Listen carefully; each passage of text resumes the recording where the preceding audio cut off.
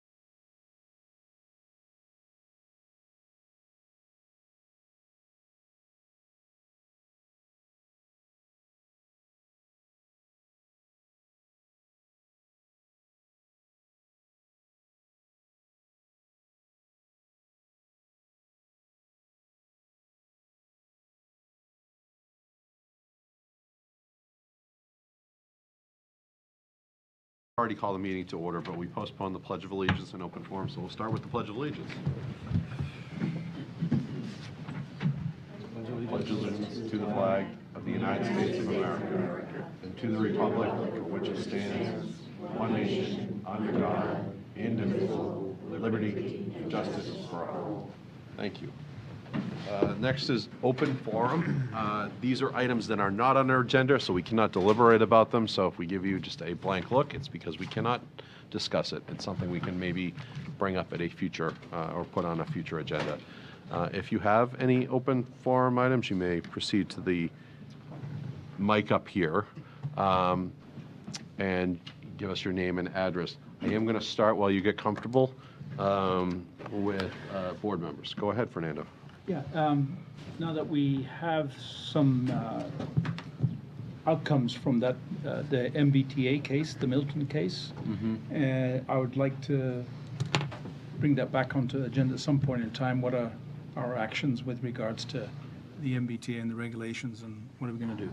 So I'd like to have that added to the agenda at some point in time. Not to deliberate, but simply to point out deadlines. I believe we have a deadline in February. Yes, we're on it. Okay. All right, Maybe so at that meeting, we could include Amy Questle. Yes. All right. I've got a couple of things, Mr. Chairman, unless there's somebody down here. I do, but I'll wait for Okay. you. I have a number of things, actually. One, our fantastic veteran service officer, Sarah Lansing, has left Duxbury and headed to Kingston. Our neighboring town offered her a better compensation package, and I'm sure anyone in Sarah's position would have made the same decision. But I bring this up for a few reasons. One is to thank Sarah for her tremendous commitment to and work on behalf of Duxbury veterans and their families. She's a superstar in the Mass VSO world, and we were very fortunate to have her.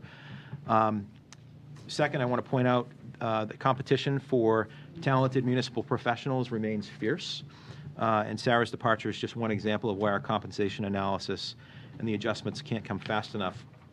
And finally, to thank the town's former veteran service officer, Mike Thorpe, for agreeing to step in on a temporary basis to keep things on track until Duxbury can make permanent arrangements in the VSO office. I also want to thank and I know some of my colleagues have done this as well, thank the Public Works Department, especially Mark Cloud. Is he still here? Oh, there he is. For quickly and successfully handling two very large water main breaks recently. The crews were out in very challenging and quite chilly conditions. And because of their work, service interruptions to the residents and businesses were minimal. Thank you, Mark, for that. I attended the Mass Municipal Association meeting last week and learned a few things that I'd like to share with this board. One is that we know that 2026 is the 250th or semi-quincentennial anniversary of the United States. Through the Office of Travel and Tourism, Massachusetts is coordinating programs with communities across the Commonwealth. I've reached out to Massachusetts 250 to get some details. As I understand, they want to coordinate programs across the Commonwealth with local communities and businesses. And Mike, I'll keep you posted especially so you can pass along anything relevant to the Historical Commission. Next, the state auditor has an office known as the Division of Local Mandates, and Mary will laugh at me because I just learned about this, that will, upon request, make a determination as to whether any new state law or regulation constitutes an unfunded mandate on local government, with the expectation that cities and towns will be able to avoid unfunded mandates.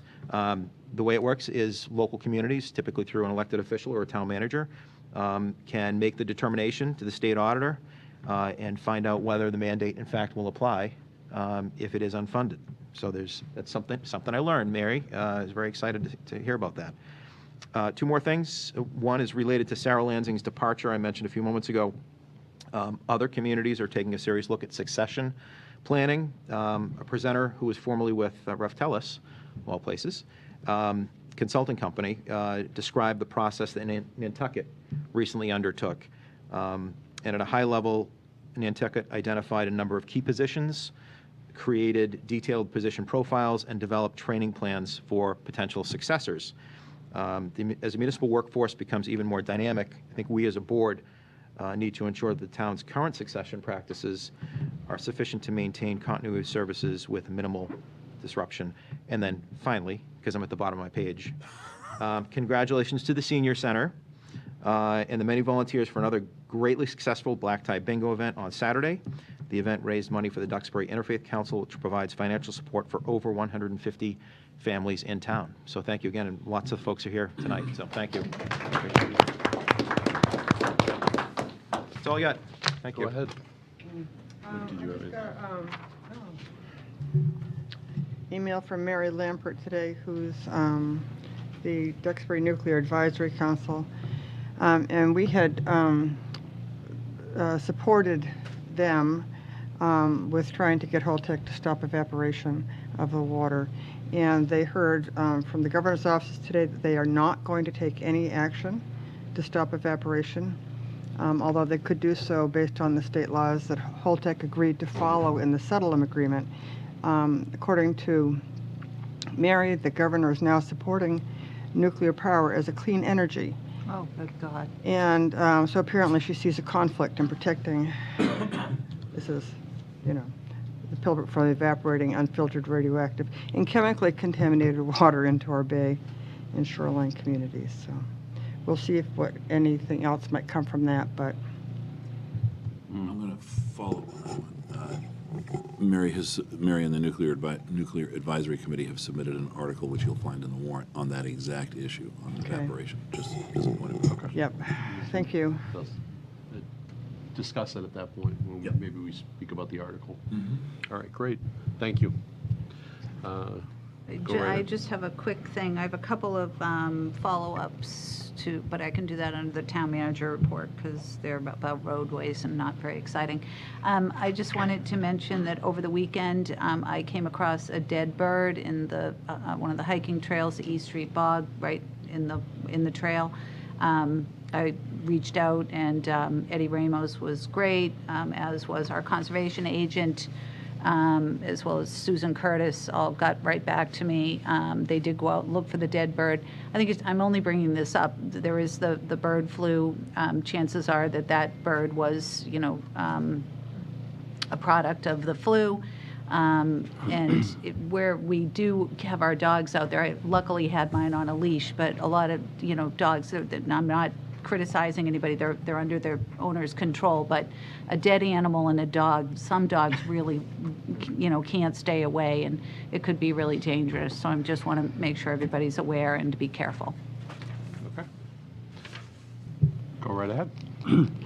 My name is Carl. Can you hear me? My name is Carl Coons, 154 Marshall Street. I'm one of the leaders of DARI, the group that sponsored and supported the Afghan family. I'm going to say a lot of things about the situation, which a lot of you know, but I just want to do it for the record.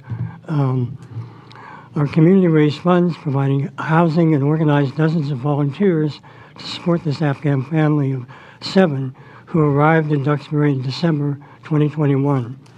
The father had served in the Afghan military, protecting American assets and troops, and providing security at a U.S. base in Afghanistan, which qualified him for what's called a SIV immigration status.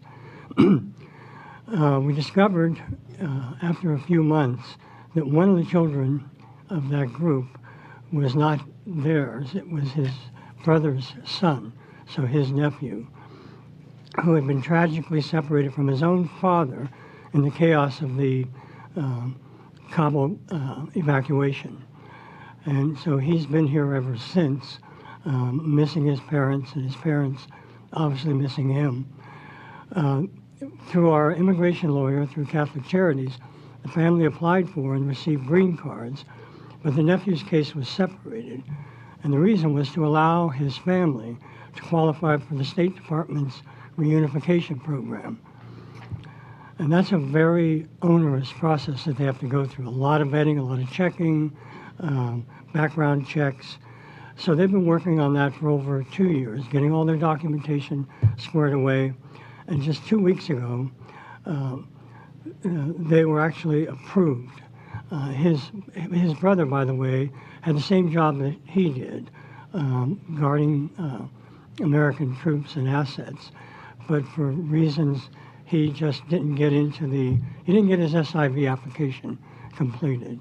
But this reunification program would allow he and his family to come here and reunite with their son and the brother.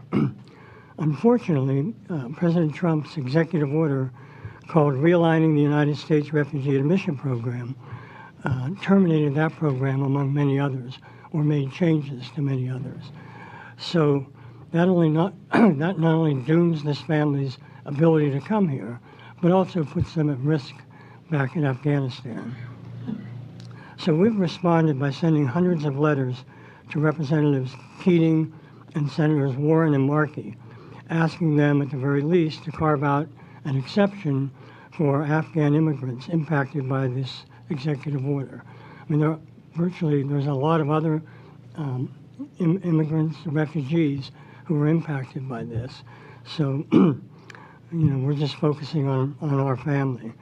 So my request to the Select Board is if you could consider putting this topic on a future agenda. It's very rapidly changing, so I'm not sure that next week makes sense, but at some point in the future. I also have a copy of the letter that we're sending out if you'd like to keep a copy. That's it. Any questions? I would like a copy of that letter, and maybe we could pass that along to Nancy. Thank you for doing that, and thank you to the other 100 folks that passed that letter along. Thank you. Thank you, Carl. Thank you, Carl.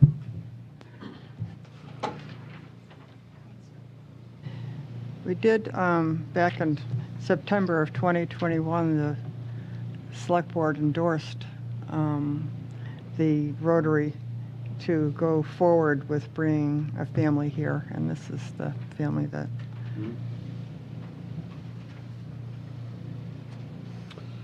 Thank you. Are there any other open forum items? With there being none, I will move on to new business. The first item being a discussion and vote on DPW employees union MOU regarding the purchase of boots. And Mrs. Horn's our HR director is going to discuss that. Again, well, Again, no. she looks an awful lot like Mark Cloud. No, I didn't finish my sentence. I guess our Water and Sewer Superintendent. yes. And if you could keep your voice up for the folks behind you, that would be helpful.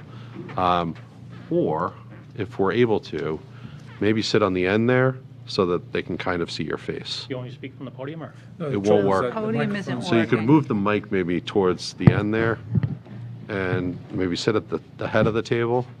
I'm sorry, Mark. I know it's been Musical chair. Mark's been diving through ice and water with his staff, so this is a lot. Go right ahead. Is this a little better? All right. So FY '25 budget, I requested $8,500 for the sewer budget, and purpose of this was to purchase clothing for the guys to do sewer work and prevent cross-contamination. So it was for 2 pairs of pants, 2 shirts, a pair of boots. So we got approved for that, and then I went to purchase all that, and 2 of the employees had bought the boots, and then I was told that there was impact bargaining, and so we couldn't buy 2 pairs of boots because they already had boots in their CBA, in their contract. So to settle it up and get the other 7 employees their boots that they need to do sewer work, we need the MOU. But this is to prevent cross-contamination. We have a separate truck for sewer, separate tools, and separate clothing, and that's a requirement of the DEP not to use the same clothing for water work and sewer work. Are there any questions from the board or from the public? I think just to be fair, we've already discussed this. I know. I know, so, Already statements. I know. With that, do you need a vote from us right now? Could I get a motion? I have a motion for you. I move that the Select Board vote to approve the Memorandum of Understanding regarding Duxbury DPW employees, AFSME 93, Local 1700, as presented for use during successor contract negotiations. Second. And all those in favor, roll call vote, please. Fernando, aye. Brian, aye. Michael, aye. Amy, I. Cindy, aye. All right, thank you very much. Sorry, you got to stick around, though, Mark. You're relieved, Jeannie.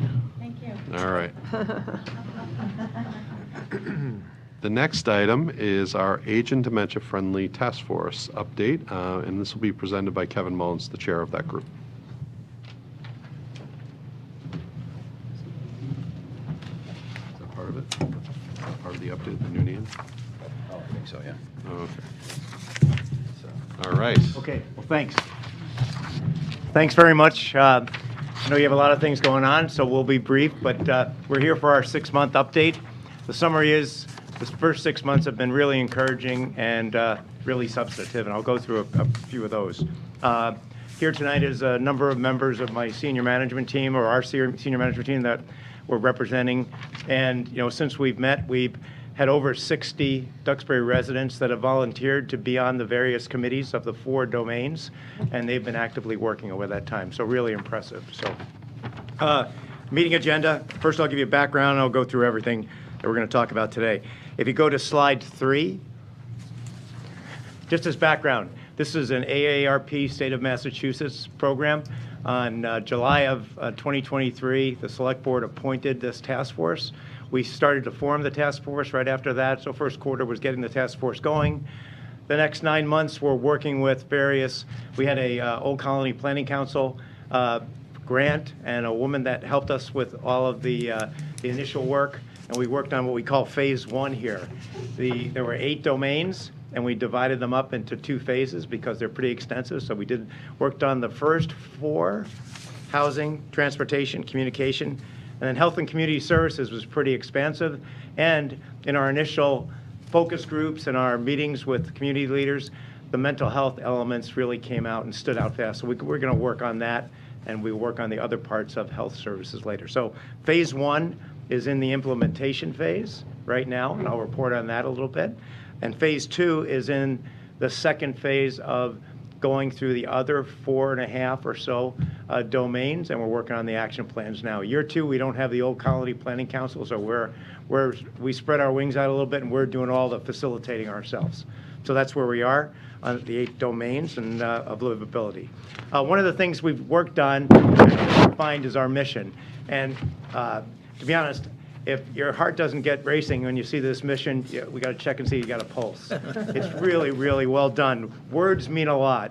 The word community is in here 6 times. And if you look at our objectives, it's implement meaningful action, it's collaborate with town officials and boards, it's improve community communications, it's engage the community to take action, and it's to complement a lot of the other work that's been done. And we'll talk a little bit more about that. But the one great thing about putting stuff in writing is there's accountability. And so we want to encourage you and any other person in town to tear off this page, and that's our accountability page. Use it and say to us, hey, have you done this? Or keep this in mind. We welcome your accountability. Next slide. So here's what's happening on that phase 2 domains, the ones we're working on now to develop action plans. We conducted focus groups over 4 of the domains, with about 10 to 15 people per focus groups of specialists in each of those areas. December and February, we have been meeting with various town officials and key town leaders, over 30 people, to kind of get their input on these. March and April, our groups will come up with an initial draft of action plans, and then we'll have 30 to 45 days of open meetings with the community. We'll send out the action plans. We had these last year. We had 2 meetings, one in the evening, one during the day. We'll probably have 3 or 4 over that period of time, and say to the community, here's what we think. Here's what we want to do. Tell us what you think. And come back. And then in July, we'll come back to you with our second set of action plans for those other domains, and we'll give you the next 6-month update on domain 1. So that's the update on the second phase. Now, here's some of the meat of what's happened over the last 6 months. The secret sauce in this whole thing are the domain leaders. We have 4 really dynamic domain leaders, and we have the 60 town residents that are working on the teams. And it's been really encouraging that they've all agreed to give up kind of a year of their lives It's really going to turn into 2 years, but don't tell them that yet. And to work on all of these things. And so we gave this to you to read in advance. I won't go through all of them, but some really exciting things. Housing, we all know that's tough. And most of the people in the housing group are kind of neophytes in housing. So we spent the first 60 to 90 days working on educating what are the housing issues, what are the terms and all of that. Wanted to put faces behind the issues. Here's what we mean. The housing domain team really identified that they needed to understand better from real-life Duxbury residents, what does downsizing mean? What do you need? What are the affordable housing needs you have? So they conducted a number of face-to-face meetings with individual residents to say, okay, we're not going to use your names, but we need to know what your experiences are. And they've done a great job of building ongoing liaisons and outreach with the other housing groups in town so that either they're on our team or we are on their team and we go to all of their meetings. So we have that kind of collaboration. What's next? Big part of the role here is education. Going to set up a monthly, every other month education on various topics like ADUs, like on downsizing. What are the facts or what are the issues around those? So that'll come next. And then we held a pretty successful housing summit in January of '24. We had over 75 people in the housing industry and citizens represent that at that meeting. We'll have a second one. Not sure whether that's going to be on the timing I have here. It may be put off till March or April. But we're going to have a very specific topic and guidelines to talk about at that meeting. So that should be good. And really the bottom of the page is the long-range objective of this group.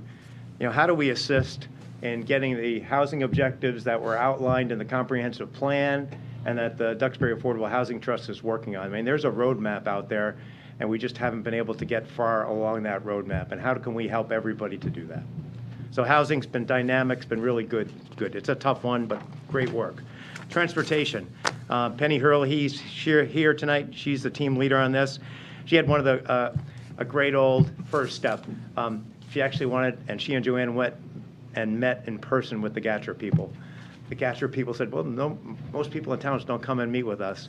And it was a great meeting. We got some very good things out of it. We actually got speed up on 2 additional buses.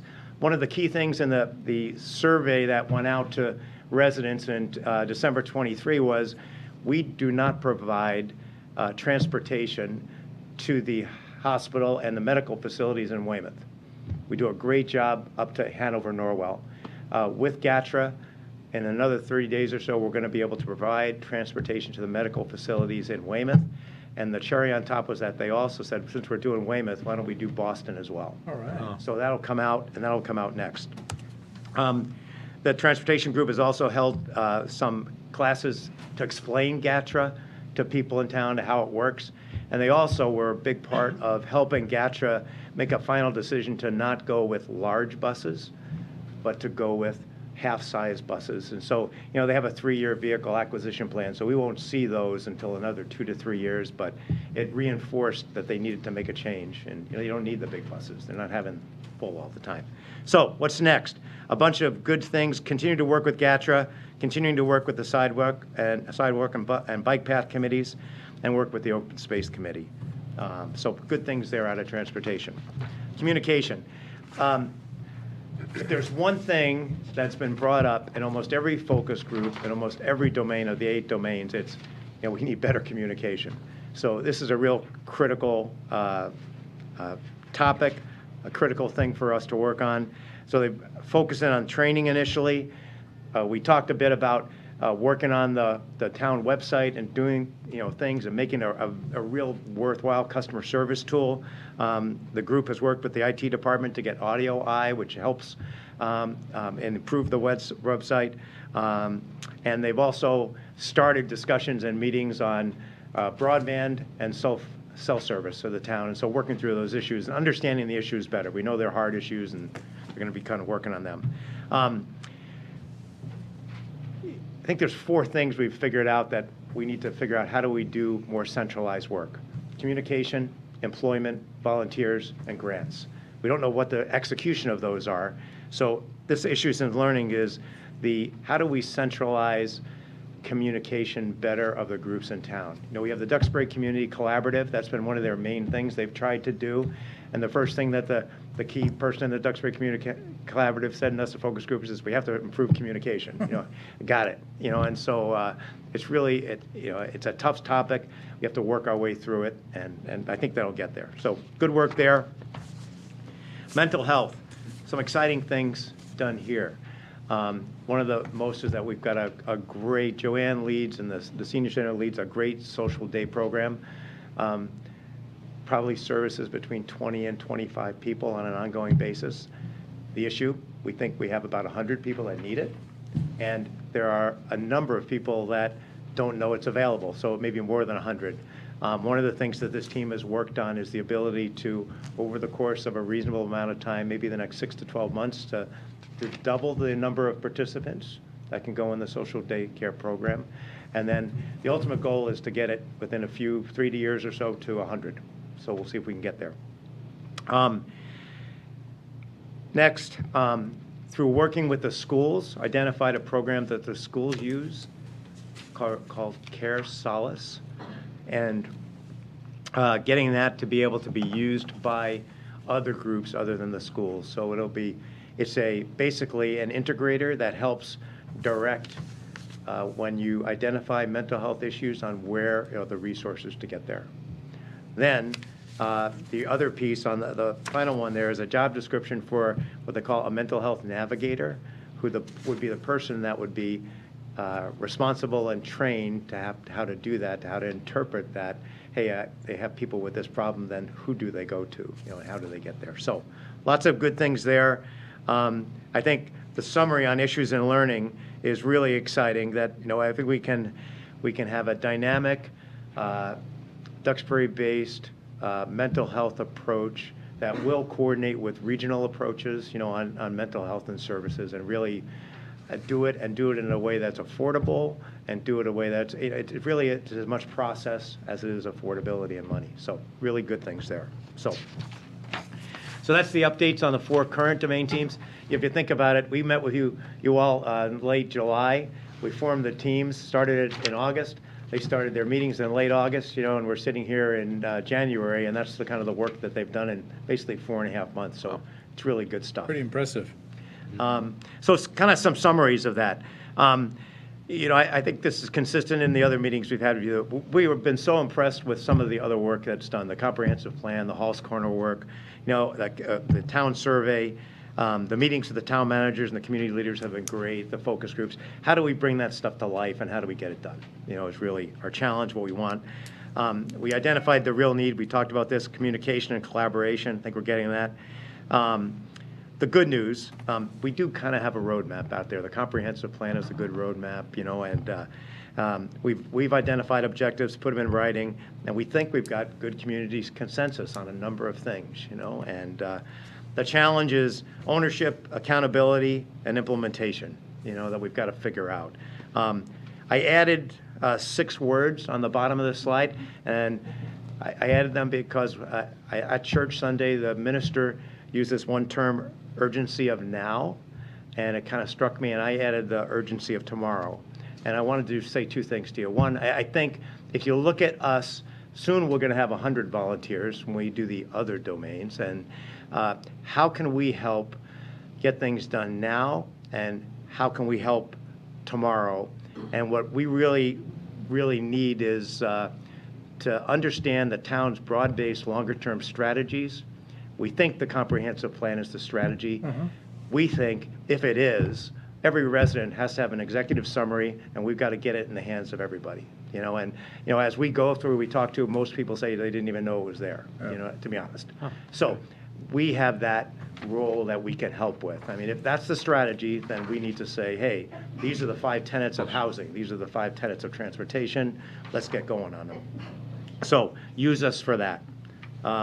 Okay, next steps. Next 6 months, we're going to meet our objectives, and we'll get the phase 2 domains done. We'll get the action plans done. We'll present those to you for action in July. Our key roles we see is still communication, education, and improved collaboration. We need feedback. We'd love feedback from wherever it comes, and many times as we can get it. We have so many ambassadors out there. We have the 60 ambassadors out there that are, the people on the domain teams that is getting some, but anytime you have it, send it. Brian's been a great liaison from the committee, but fire away. And we'll report back to you in mid-July. Before I leave, I just wanted to, there are some superstars in our group, and we have a great team, but there's some people doing tremendous work. And I want to just call that out today for you and recognize them. Frank Holden and Mike Hurley, sometimes they're both really pains in the necks, but most of the time they're really good.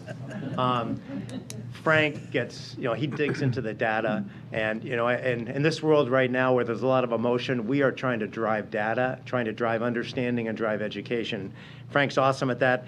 Mike is a visionary. He comes up with ideas that we would never have thought of and kind of pushes them out, and he's not afraid to stick his chin out, and he's on every single board known to man, so it's great.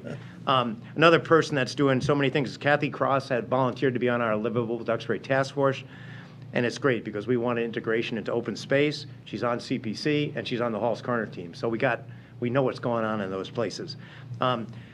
Examples of collaboration, two people that have gotten so active with us, Tag Carpenter and Dan Coughlin. Tag's on the planning board, and Dan's the head of the Duxbury Affordable Housing Trust. I mean, they meet with us all the time. They're on the housing domain teams. We're getting good feedback.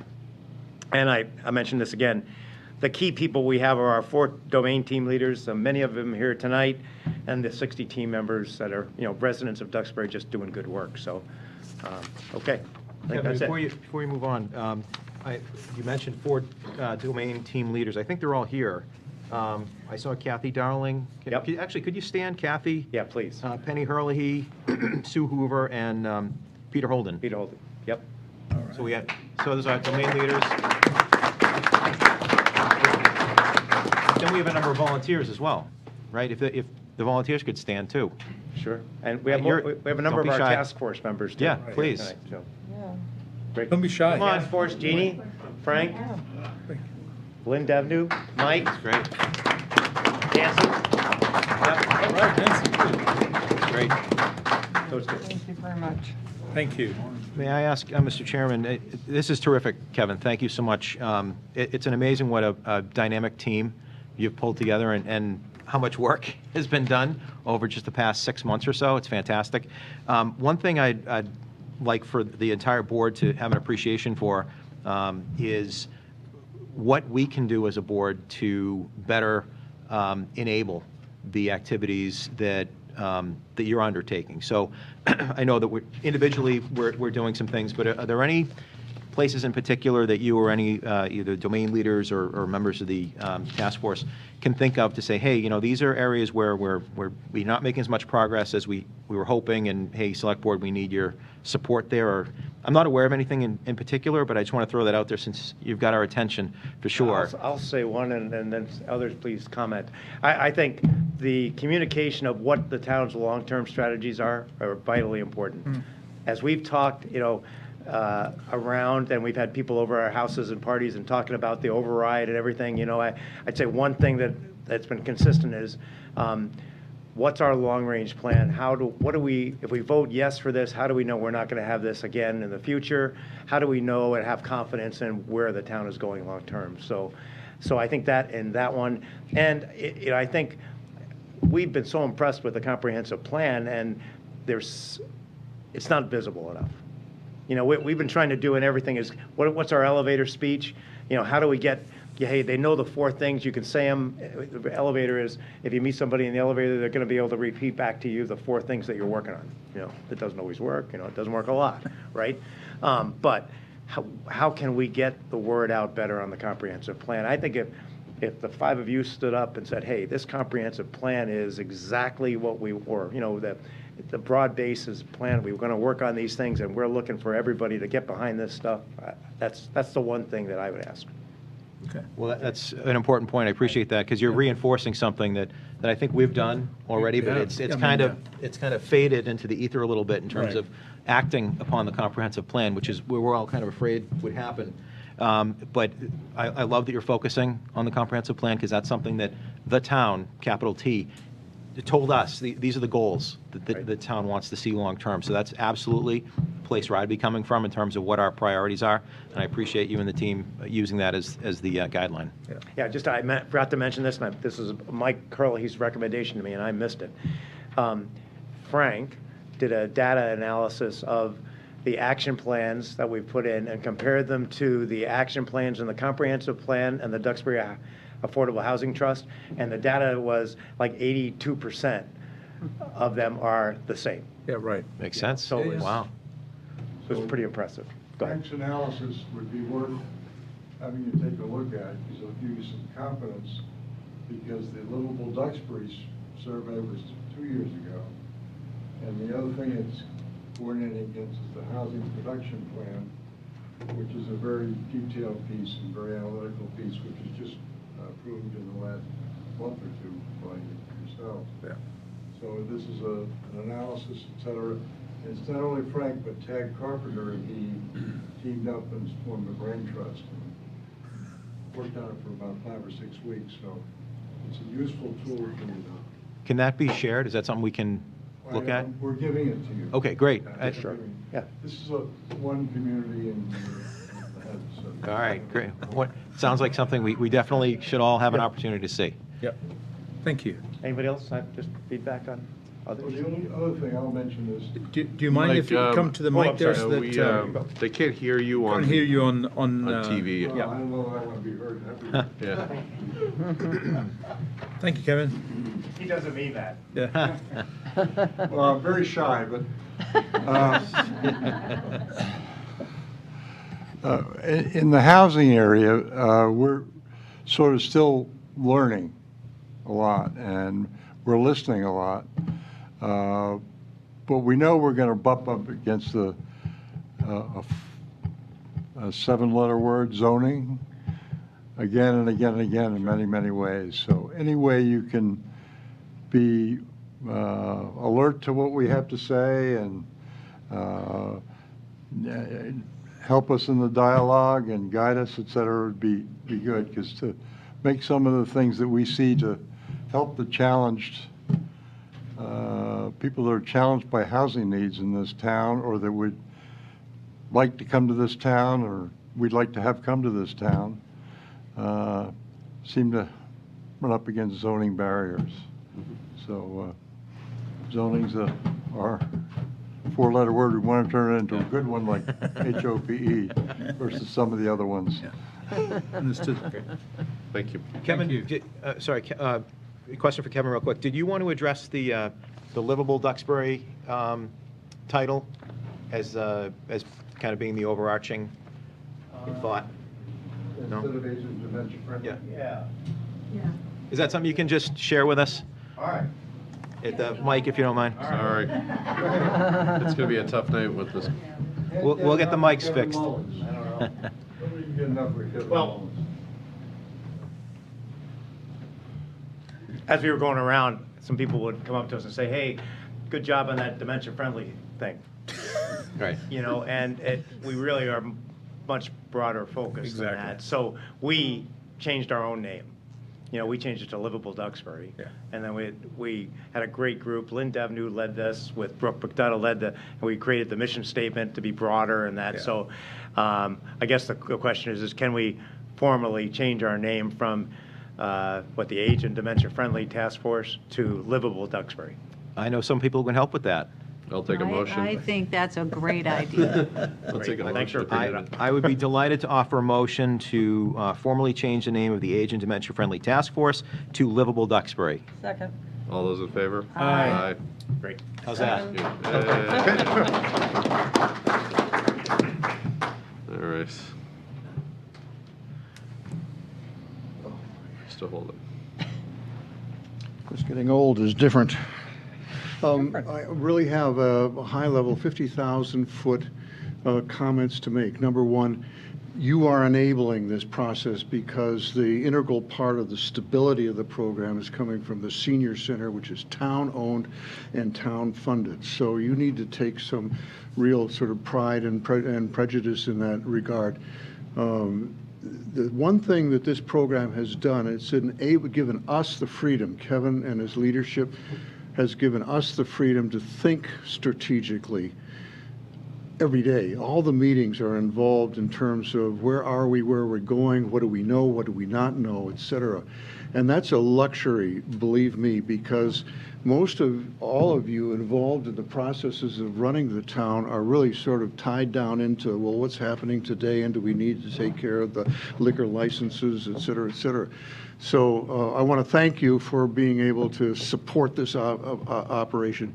At some point, it may come into some kind of conflicts with the way the town is being run, et cetera. And at that point, you're going to be an important participant in the process of trying to make the changes that you think are important to further the value of the town as we move into the future. That's it. Thank you. Thanks, Frank. Thank you, Frank. Thank you very much.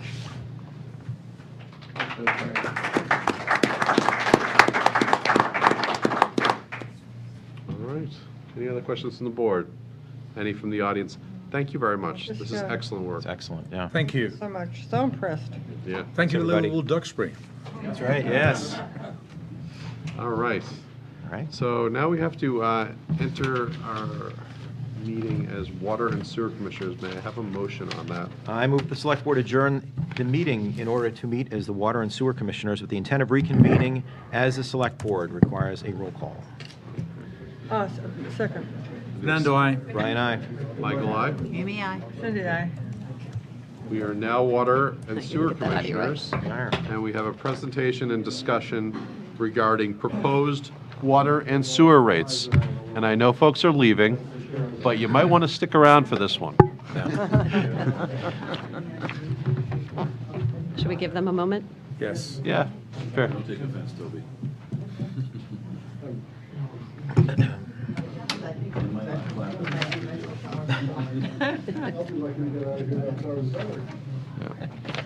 All right. Let's give it, we'll give it 2 more minutes here. These folks worked pretty hard. Yeah, it's done a great amount of work. Before we start, does the Water and Sewer Advisory Board also need to open their meeting? Do I have a quorum here? Do you have a quorum here? No? I'm sorry, I couldn't hear. I didn't know if the Water Sewer Advisory Board had a quorum, if you guys needed to open. Okay, do you guys want to open your Someone meeting? just open it. Yep, we'll open the meeting of the Water and Sewer Advisory Board jointly with the Water and Sewer Commissioners. Your meeting's open. Thank you. Fantastic. All right. Good evening, Mr. Chair and fellow board members. I'm going to do just a brief introduction. Tonight we are joined here by Toby Fetter of Ref Telus. And by way of background, we are here tonight to present preliminary results and discussion regarding a water sewer rate study. If you remember back several months ago, some earlier conversations that we've had with your board, the town has not reviewed and adjusted their water sewer rates for over a decade. And it is long past due for us to take a close look at our existing water and sewer rate structure, not only in terms of maintaining or generating sufficient funding to maintain our operations, our continuing operations, but this community has also been having longstanding discussions regarding future capital investments that are needed within our waterworks operation in order for us to have any ability of financing any of those types of capital investments. Excuse me, it is incumbent upon us to take a close look at our water and sewer rates. What we did is we went out to competitive bid in order to seek competitive proposals for this water sewer rate study. Ref Telus was the selected bidder, and this is a use of our ARPA funding in progress, so that you know how we've in some ways been utilizing our ARPA funding in order to address some critical needs across the community. I want to stress Toby's going to cover a wide variety of information with this board this evening, and I'm sure there will be lots of questions and some spirited discussion regarding some of the information. I want to stress for you that we are not here tonight to propose final recommended water rates. This is a discussion about some projections and some estimates, but the final recommendations, which will be forthcoming in a few weeks to a month or so from from now will be based on our discussion this evening and where the town sees ourselves going in terms of capital investments needed within our water and sewer enterprises. Does that make sense? Yep. All right, so with that being said, I'm going to turn it over to Toby. Thank you very much, Mary. As Mary indicated, my name's Toby Fetter. I'm a manager with Raftellus, and we've obviously for the past several months been meeting regularly and accumulating data and building some financial modeling tools to help us assess sort of what rates look like, what the financial future looks like for Duxbury, and be able to give some guidance. And so we're going to be walking through that. So if you would not mind going ahead. So on the agenda, the first piece that we're going to start with is I'm just going to talk a little bit about what is a rate study, what is the process, what is the information we use, and sort of bring you up to speed on really what the overall work has looked like. Then we're going to move on and show you what our current financial plans and revenue targets look like for both utilities, and there's going to be, especially on the water side, there are a couple of somewhat diverging tracks, as you will see, depending on what the town decides, and that's part of the reason why we are hoping for feedback tonight. And then from that, we will take a look at what rate considerations are and what the, really sort of what the options the town of Duxbury is going to have in order to modify where additional revenues are raised in the coming years.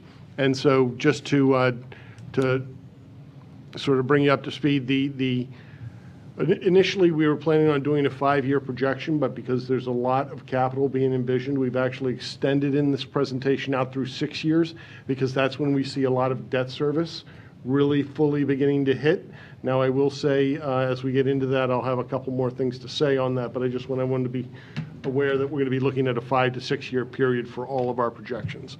And then following all of that, it'll be open mic, and I'll be happy to stay as long as the community would like me here to answer questions. So please go ahead.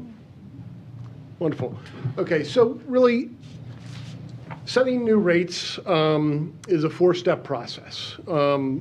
The first step is really getting all of the background information. This is going to be everything from historical financial records for operations, current and projected future budgets, town fiscal policies. There are not very many that we see here in Duxbury, but in many communities they have things like debt management and control policies, things that sort of overarch and provide some guardrails on how you're allowed to manage the enterprise funds. We don't have too much of that, but they are something that we take a look at and we consider as we begin the process of building the financial models.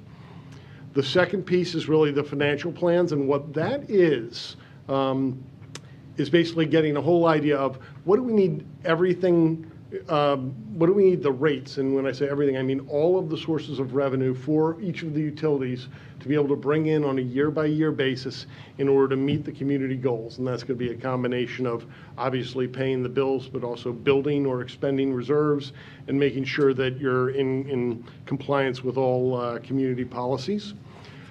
The third is rate design, and that's really the distinction between the financial plan and the rate design. We'll talk a bit more later, but really the financial plan is getting to that, here is what we want the rates to raise from a revenue perspective on a year in and year out basis.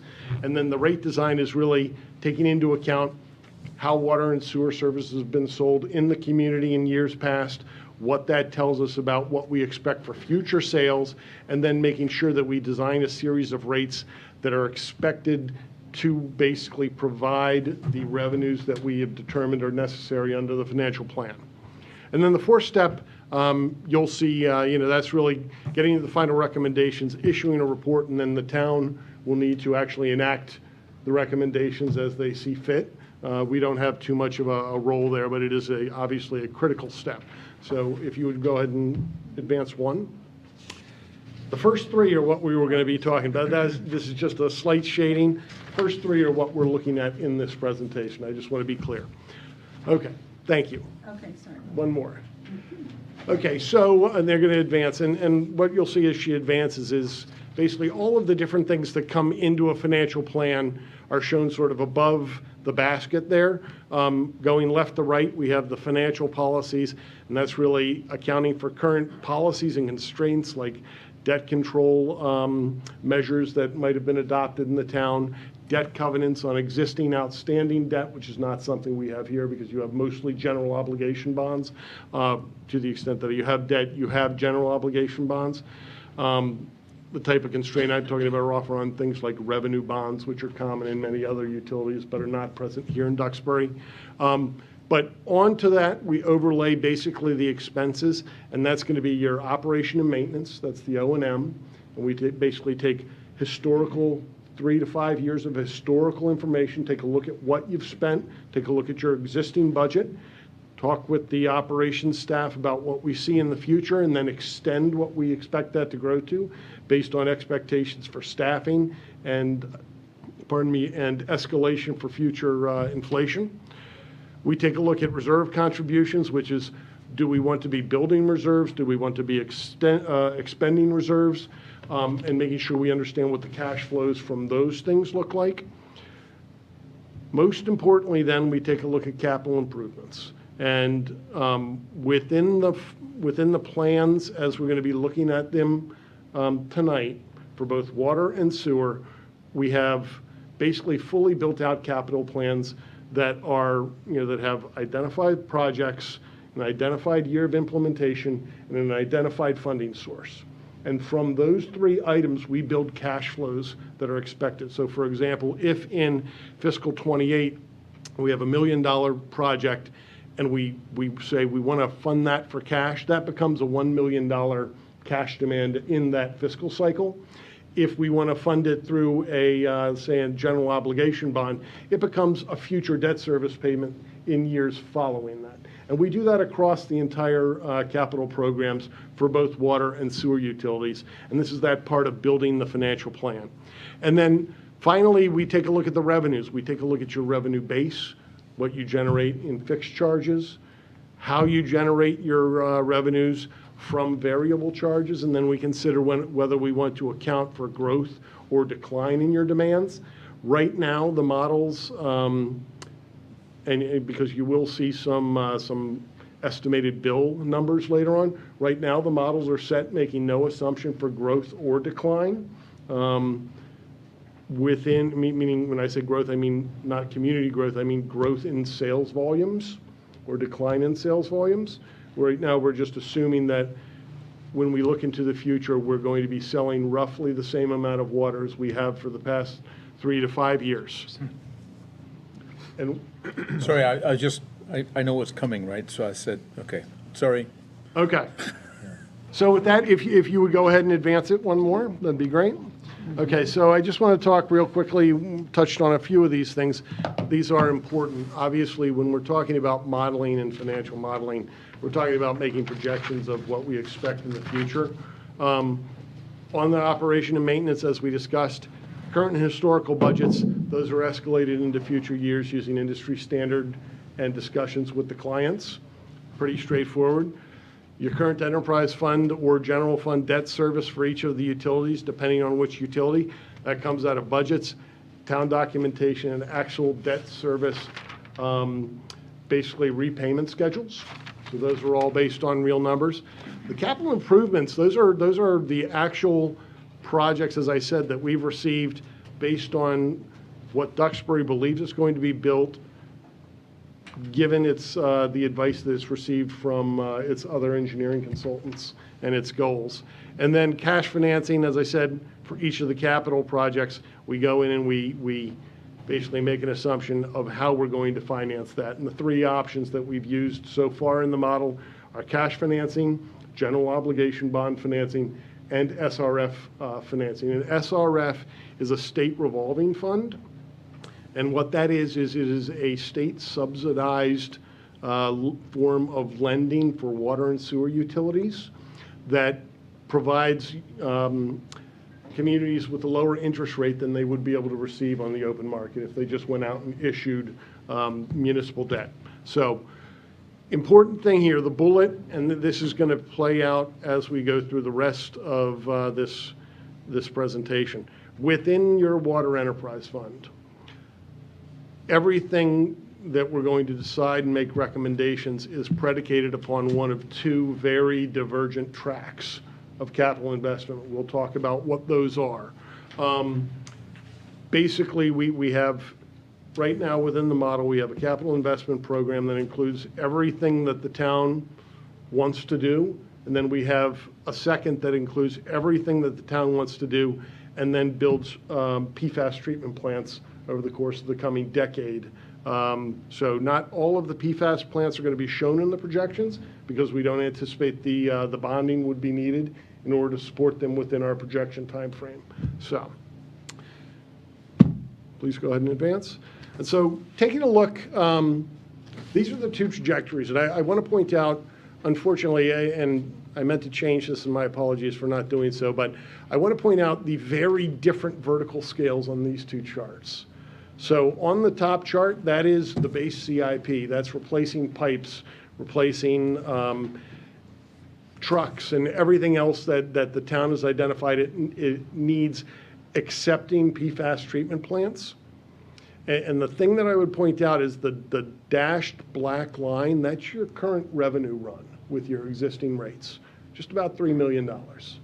That's what your existing rate structure provides in revenue year in and year out. And you can see that when we build in from the bottom up, the green is your operational expense. You can see that doesn't really grow much. That's really going up in line with expectations for inflation. We have an existing debt service number that also is extended based on existing bonded debt. We have PAYGO, which is the cash financed component of the CIP that was provided by the town. And then we have proposed new debt service, and that's for projects in the CIP that we're expecting to borrow for. And so what you'll see is in the top, which is the base CIP, we add a total of new debt service of somewhere around $750,000 per year in debt service by fiscal 31. The stacked bar format on the bottom are the exact same values with the exception of the yellow bar. And you'll notice the difference in the vertical scale. And what I want you to pay attention to very specifically on these charts, I'm trying to give you a lay of the land, is the relative scale of future debt service obligations associated with the PFAS treatment plant capital investments that are required. Your overall revenues that are going to be required under the full CIP with all of the PFAS plants through fiscal 30 means that in fiscal 31 you're going to need somewhere north of $14 million in revenue in order to pay for your operational expense, debt you've already bonded out and incurred, PAYGO, which is cash finance capital, and then all of the new debt service. And the important thing that you'll see there is right now, by fiscal 31, the PFAS projects represent about $9.1 million per year in debt service obligations. That's not the principal amount. That is the payment on the loans. Okay? Now, a secondary, very important consideration that I want you to know is right now, based upon the town's hopes, these values represent all of the PFAS programs being financed via the SRF. If the SRF is oversubscribed or the town of Duxbury does not score highly enough on the ranking system that the state uses in order to identify who gets funded and who doesn't under the SRF, because there's not an unlimited amount of funding in that program, your debt service payments will be probably about $1.5 million or slightly more than what is shown there. So rather than 9.1 million in debt service, the same construction with an actual just a municipal bond issued as opposed to an SRF loan would probably be somewhere a little north of $10.6 million in annual debt service obligation for the next 20 years. 10.6. 10.6.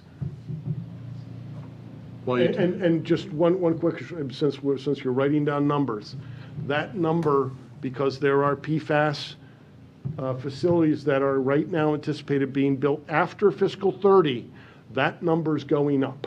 When you get out to fiscal 31, 32, 33, that 9.1 million or 10.6 million, that's not the top. It keeps going up from there until the construction is finished. So it's a very significant obligation. And just to reiterate, all of this is going to be in comparison to water bills that people are accustomed to right now. They haven't been adjusted in a long time, and that's an important factor here as well. But people are accustomed to water bills that generate slightly over $3 million a year in your average year. Which is just about covering our costs. There's no. Not quite. Not quite. Yeah, So I would we're say running at a deficit. even if you weren't going to invest anything in capital, you would need a rate increase. I think you're, in all likelihood, the Water Enterprise Fund is, if the appropriated budget is fully expended, you're probably likely to run a small shortfall. It's not a huge crisis because you do actually have retained earnings right now in your Water Enterprise Fund, and we'll get into that in the next slide. But it is something that needs to be addressed, because going from this point forward, you are going to have a structural deficit built in without significant rate increases. And I'll show you what those look like, both with PFAS and without. So if you would not mind going ahead and advancing, please. Sir, can I just ask you one thing? Of course. Are these numbers based on the water study that we did and slides from like the PFAS group? This represents the integration of the pricing proposals that was, I don't know, when were you guys here? 2 weeks ago? And got an update from Apex? So for the PFAS piece, that. Yes. But the other water projects, did that mainly come from that big water study? Yeah, that the we- water, that the we had master about- plan. Master Yes. plan. Yes. Got it. So these graphs are consistent with projects as is being recommended by our PFAS task force. The bottom one. Okay. So if you wanted to take a look up at the next slide, this is now showing them next to one another. And the two levels of this, so on the left we have the CIP without PFAS, on the right we have CIP with PFAS through fiscal 2030. And on the top chart is basically the exact same chart as you saw on the prior slide. The bottom chart is an important consideration. With an enterprise fund, you need to maintain a fund balance. And so what this is showing is what we would expect for your fund balance with a certain set of revenue changes. And what you can see all the way at the bottom, in the same progression as the fiscal years of the charts, is the revenue increases both on an annualized basis and then the aggregate basis for fiscals 26, which is the year that begins on July 1, all the way through fiscal 31. And if you make those adjustments, what you see is basically financing everything, including escalation of all operational costs, payment of all debt, and the portion of the Water Master Plan capital. You end up with overall aggregate rate increases through fiscal 31 of around 60%. Now that includes a catch-up. You can see that in the early years, the first couple of years are both double digits. Part of that is catching up. Part of it is new spending on the capital program. And then it backs off to single digits in the out years of that projection. Does anyone have any questions on how that's presented or what is attempting to be conveyed? And just to follow up, there's that master plan for the, it was a lot of phases and a lot of options. You simply just took the pie and the do everything. So we supplied the data. Can you come, I'm sorry, Mary. Sorry. So the town supplied the data to Toby. So Mark has developed his own existing requests of capital investments, the items that we put into ClearGov. You guys are used to seeing that sort of capital program. And that was married up with the Water Master Plan to include some of the other additional longer range capital improvements. So yes, we did supply all of that data to Toby, and it is reflected in the analysis that he's presenting. But it's fair to say, just want to double check, I seem to remember the water master plan had about a total about $40 million, and I think that's the kind of figure that seems to resonate for me. But is spread over many years, right? So basically, just like PFAS, we're not spending that full, by 2021, we still got work to do in the water master plan that hasn't been finished because of the schedule. Correct. And some of those items that are in the master plan are beyond the time Correct. frame that we're looking at here. Okay? Sure, and just, so as we saw on the prior slide, the debt service that we're projecting in the base CIP, as I'm referring to it, is around $750,000 in new debt service. So when you're financing things through a combination of SRF and just sort of general obligation issuances, the one way it's easy to think about is $1 million ends up being about a $70,000 per year on a 20-year note obligation. So when we say, well, we have around $750,000 of new debt service that's going to be coming, meaning the payment will be due every year thereafter in 2031. That means that by that time, by the end of fiscal 30, you would probably have spent somewhere in the $10 to $11 million in debt-financed capital of that overall number. And that's just the first 5 years.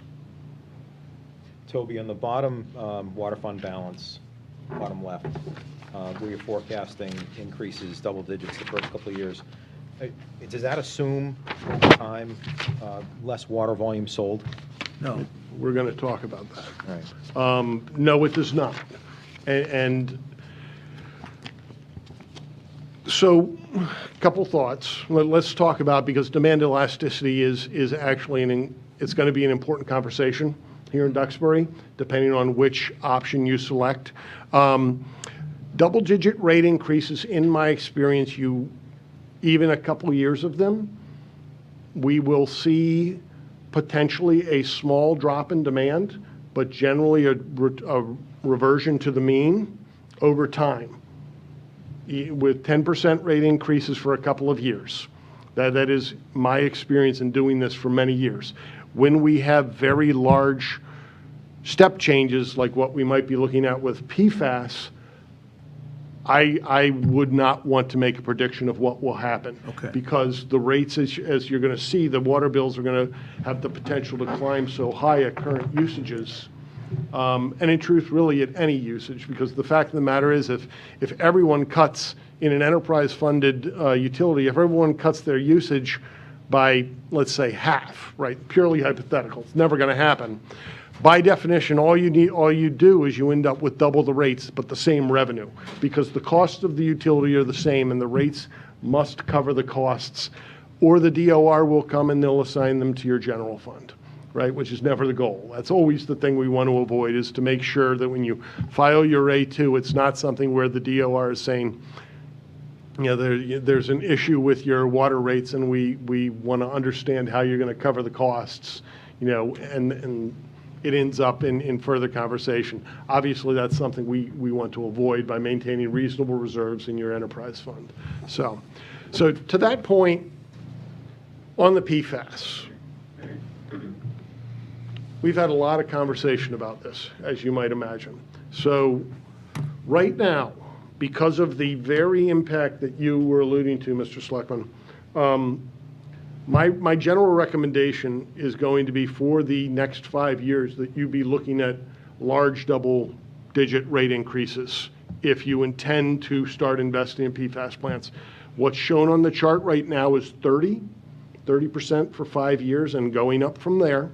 You can see at the bottom of the chart there the aggregate increase. That's the increase. That means that the 327% aggregate revenue increase by definition means that your rates are 4.27 times what they are currently. Okay? So is it 30% increase from Annually. So the first year, your rates are 30% more higher than the preceding year. The year after that, they're 69% higher because the 30% is compounding. Yeah. And so forth through the progression. And you can see at the bottom of this slide, you can see what the aggregate revenue increase that we would recommend is. And the second part of this, there's two reasons to do this. because these are really large rate increases.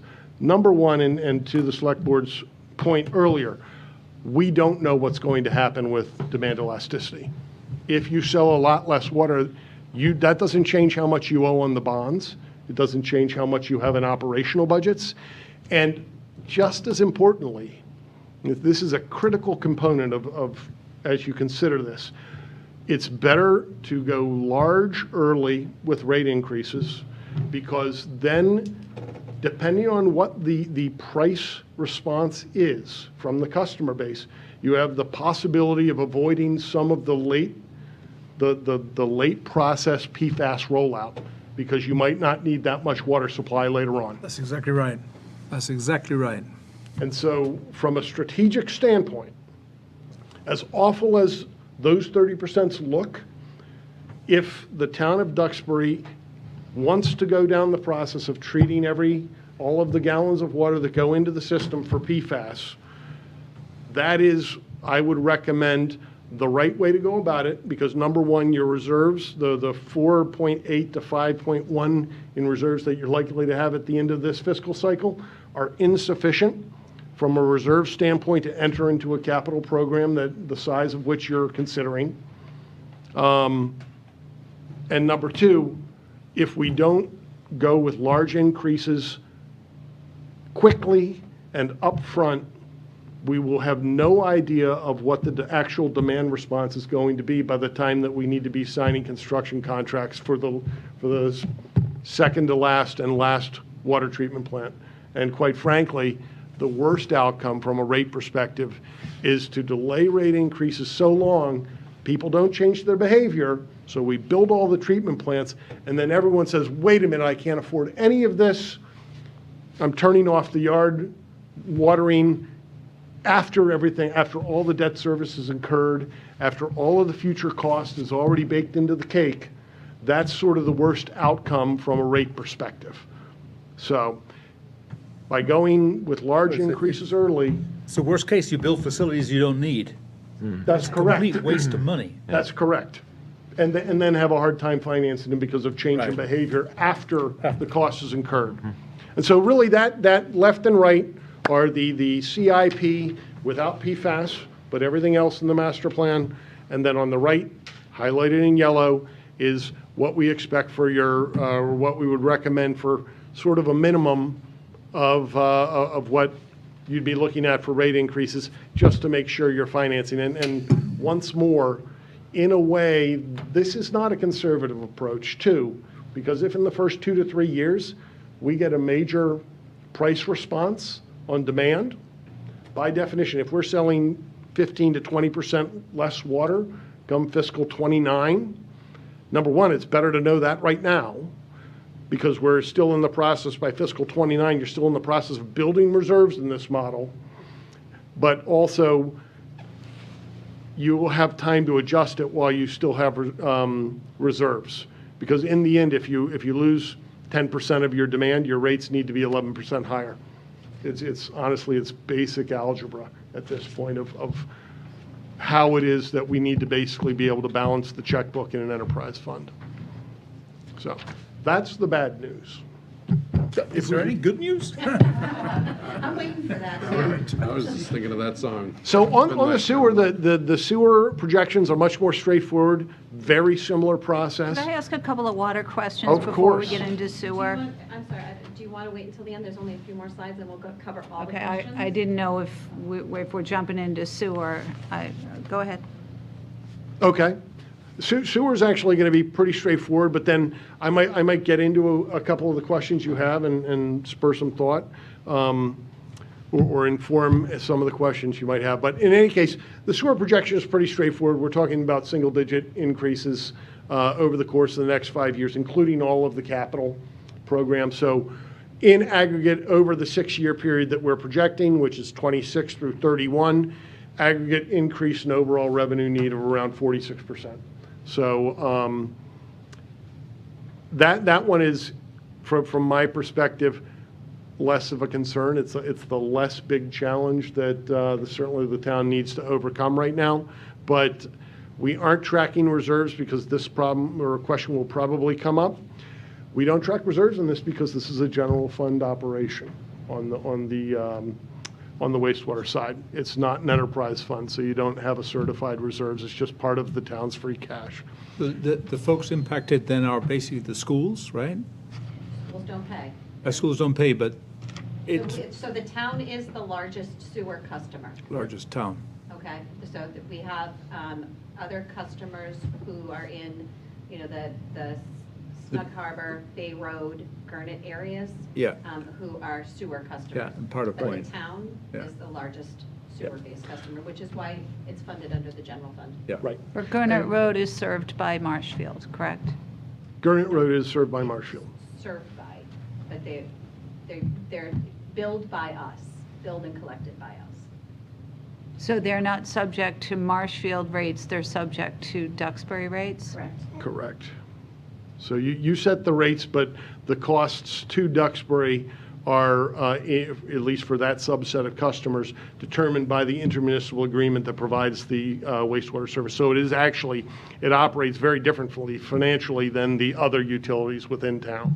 So I've been on this board for 5 years, and this is the first time that we've been able to get into a discussion about the sewer rates. And I hope that we can have another discussion, because now that we're hearing about this, for me, it's adding to more and more questions to my plate. So I do hope we can continue to have these questions, because I have questions such as, and I don't know if these can be answered at this point, but residents that are on the sewer lines that were initially brought in with betterments, and I remember the conversations at town meeting. I don't think what was clear at the time were costs associated with improvements, maintenance, repairs to that system moving forward. Do their sewer rates incorporate those costs in the rates that they're paying?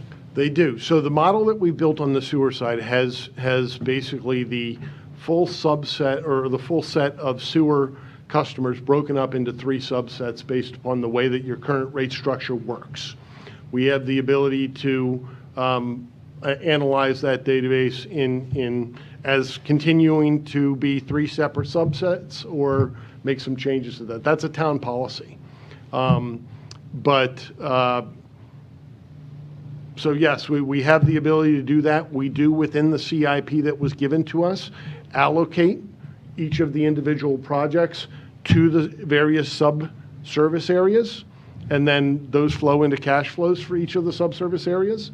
And we can give you new rates by service area, or honestly, in almost any other configuration the town might like. So the model is constructed. We allocate the operations costs similarly.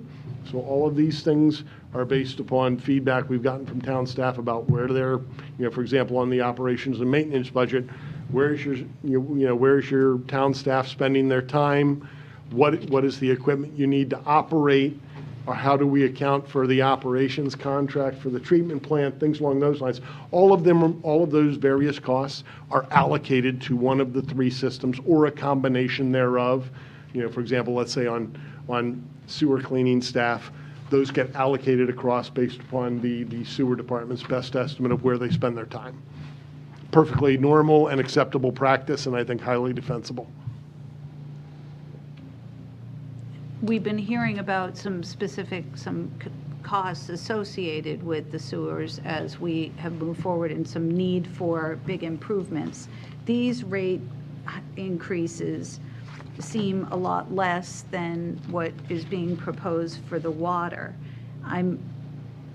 Very much less than the water. So, but we want to be sure that we are capturing from the users costs associated with upgrades. Bear in mind that some of those capital projects that you're talking about,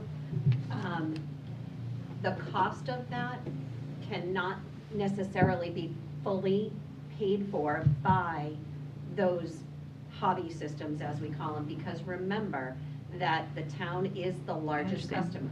Right. And a number of those improvements are going to benefit the town's use of our wastewater system, and those customers should not be bearing the full cost of it. No, understood, but I think I just heard that you have allocated, and you've done a study that shows where those costs, who's, Based on the capital projects that we have currently identified. Right. And, So the bottom line, capital projects are in that rate study for sewers. Yes. Okay. And when we talk about sewer, we're also talking about the large septic systems that are essentially. Yes. Yes. Got it. That's Bay Road, Snug Harbor, and Bluefish River Bridge, right? Wadsworth, the Yeah, Wadsworth. big, yeah, Big Road goes to Wadsworth. Yeah, the three areas right now are Bay Road, Yeah. Bluefish, Snug Harbor, which are the same rate within the Okay, town yeah, yeah. currently, and then Gurnett Road. Those are sort of the three sub-areas that we currently have within the model and where things are allocated. And as Mary had indicated, we do, because this not being an enterprise fund, it is partially funded by the general fund. We do actually calculate out what we expect the general fund's annual contribution to be to the overall operation of the water utility, or the wastewater utility on a year in and year out basis, so. Okay. Next slide, please.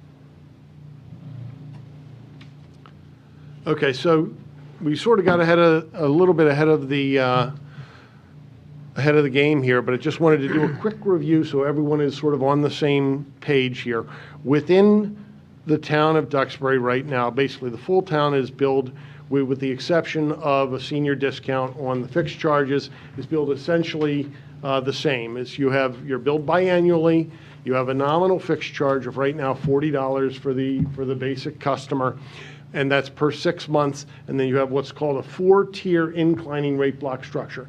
And basically, the easy way to say it is, the more water you use, the more you end up paying for water. These types of rate structures are incredibly common in Massachusetts. As a matter of fact, the DEP, Mass DEP, has been encouraging them now for decades, and sometimes says they're a requirement in order to access SRF funds, but since you have one, it's not a problem.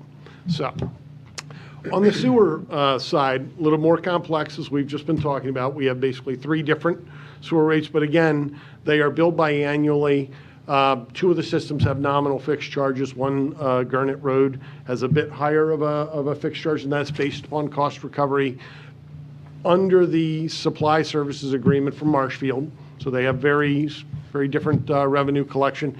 And then you have some varying volumetric blocks. For example, Gurnett Road, they have a higher fixed charge, but then they get a bunch of free usage at the base. I don't know the history of how we got this rate structure, but I understand how it works, and I can replicate the billing. So for example, in Gurnett Road, they have a large fixed charge, but then they don't pay for any of their volume of sewer until they exceed a certain amount, whereas the others have a smaller nominal base charge, but they're paying on a per gallon basis really from the first gallon. Is that because at the onset of these projects, an agreement was entered into? Is there some overarching legal agreement that governs these particular systems? There's no, if you mean internal to Duxbury, not to my knowledge, but there is an intermunicipal agreement between the towns of Duxbury and Understood, Marshfield. but I'm wondering if there's consistency between, if there aren't individual contracts that are governing each of these areas, maybe consistency would be a fair, it seems more fair, but I don't. Are you referring to the individual betterment agreements between us and the property owners themselves? Right, well, since we're beyond betterments. And we're talking about water rates too. Oh, right now we're talking about sewer rates. The Sewer rates, that's And what. I'm trying to understand your question about contracts. You're not referring to the MOU between Duxbury and Marshfield. You're referring to the customers. Yes. And was the rate structure set this way because of the origination Exactly. of the contract? So for all of these, Mary, do you think that you should come to the microphone? I'm not yelling loud enough. Well, Yeah, I think it's important too, and if I have the follow-up to that. Okay, so There has been no evidence that there have been individual contracts that speak to this particular issue. And it is not something that we have yet found any historical reference for why these rates were set this way. It is very different across these three build structures, that the Gurnett Road structure was set up with a higher fixed charge and consumption not billed until it met a certain threshold. So part of this process was, again, the town has not looked at this in well over a decade. And we're new to this community, so we're taking a look at it. And it's incumbent upon us to sort of look at those rates and determine whether we want to implement a uniform rate structure or at least consolidate some of the existing differing rates into a uniform structure. So right now we have three separate structures for those three different areas. What we're looking at is consolidating at least two of them, potentially three.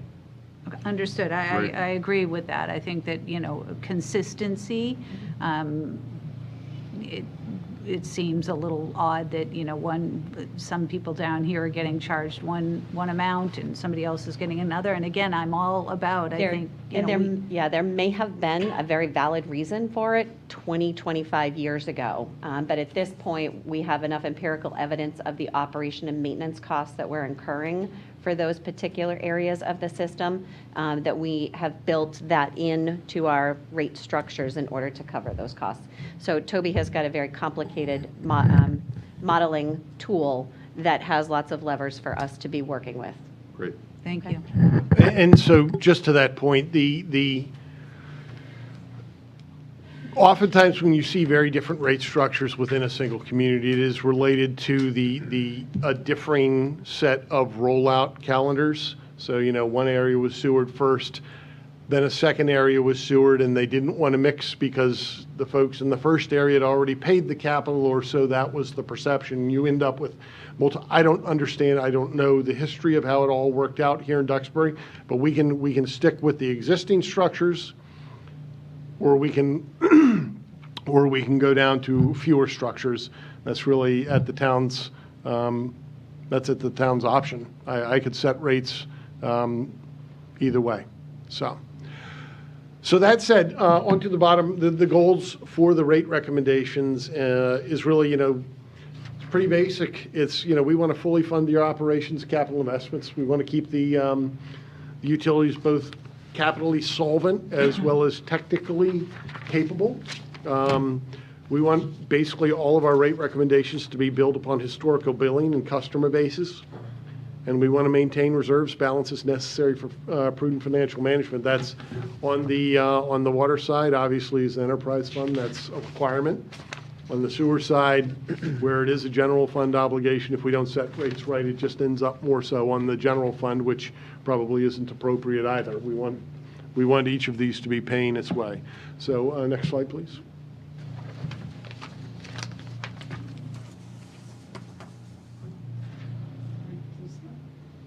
Okay, and so just taking a quick look at the billed water and sewer utility usage.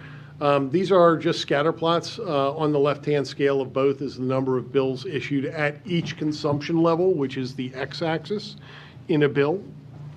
And so what this allows us to do is get an understanding. This is, I believe, average of 5 years or 3 years of billing data, what an average year looks like from the standpoint of billed volumes that actually go out as part of bills. So what it shows you is it's a little bit complex for people who aren't used to this, but for example, the number of bills, for example, if you're looking to understand what is the median bill. So you would take a look at the red line in the left-hand chart, you would draw a line across from the 50%, and then you would infer straight downward to the vertical bar that is part of, and you would see that the median water use is 27 units. Okay? And that's for all of the bills over multiple years. And it works exactly the same way on the sewer billing. But as I said, the model that we have, and that is going to be the basis of all of the rates and all of our projections, is based upon this set of demand projections. Next slide, please. So this is where the conversation gets serious. So what you can see here is this is the implied future water bills in Duxbury using the existing rate structure. You do have some ability to modify these. But what you can see at the top half of the chart is with PFAS investments. The bottom half of the chart is with all other investments but no PFAS. And you can see that, for example, the median bill, which is 27 units of usage, is $343. This is the annual bill, just so you know. $343 in the current fiscal cycle. By fiscal 31, that's going to be almost $1,500. Without the PFAS investment, that $343 goes to around $553. And that's the difference between a 327% and a 60, I believe it was about a 60% aggregate increase over that same period. But again, as challenging as that looks, this is the opportunity to potentially bend the curve on how much investment the town of Duxbury makes. The more demand within the water system that you can maybe have people conserve, obviously it does hurt us on the tail end, but it also saves on overall dollars spent and thus overall future revenues. So the goal here in this study is to fund all of the necessary improvements, PFAS and infrastructure improvements, with money that people pay on their water bill. That's correct. Right? So we know that we have to do projects before 2031 or soon. We need to stay on track that the task group force has put us on.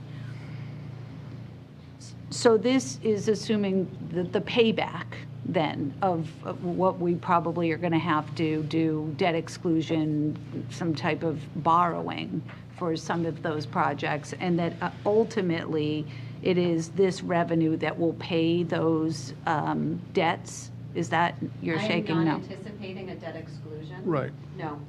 That they would be articles that would be funded through water revenues. And those water revenues pay back the debt service. Yep. Through an enterprise fund, correct, Through an yeah. enterprise fund.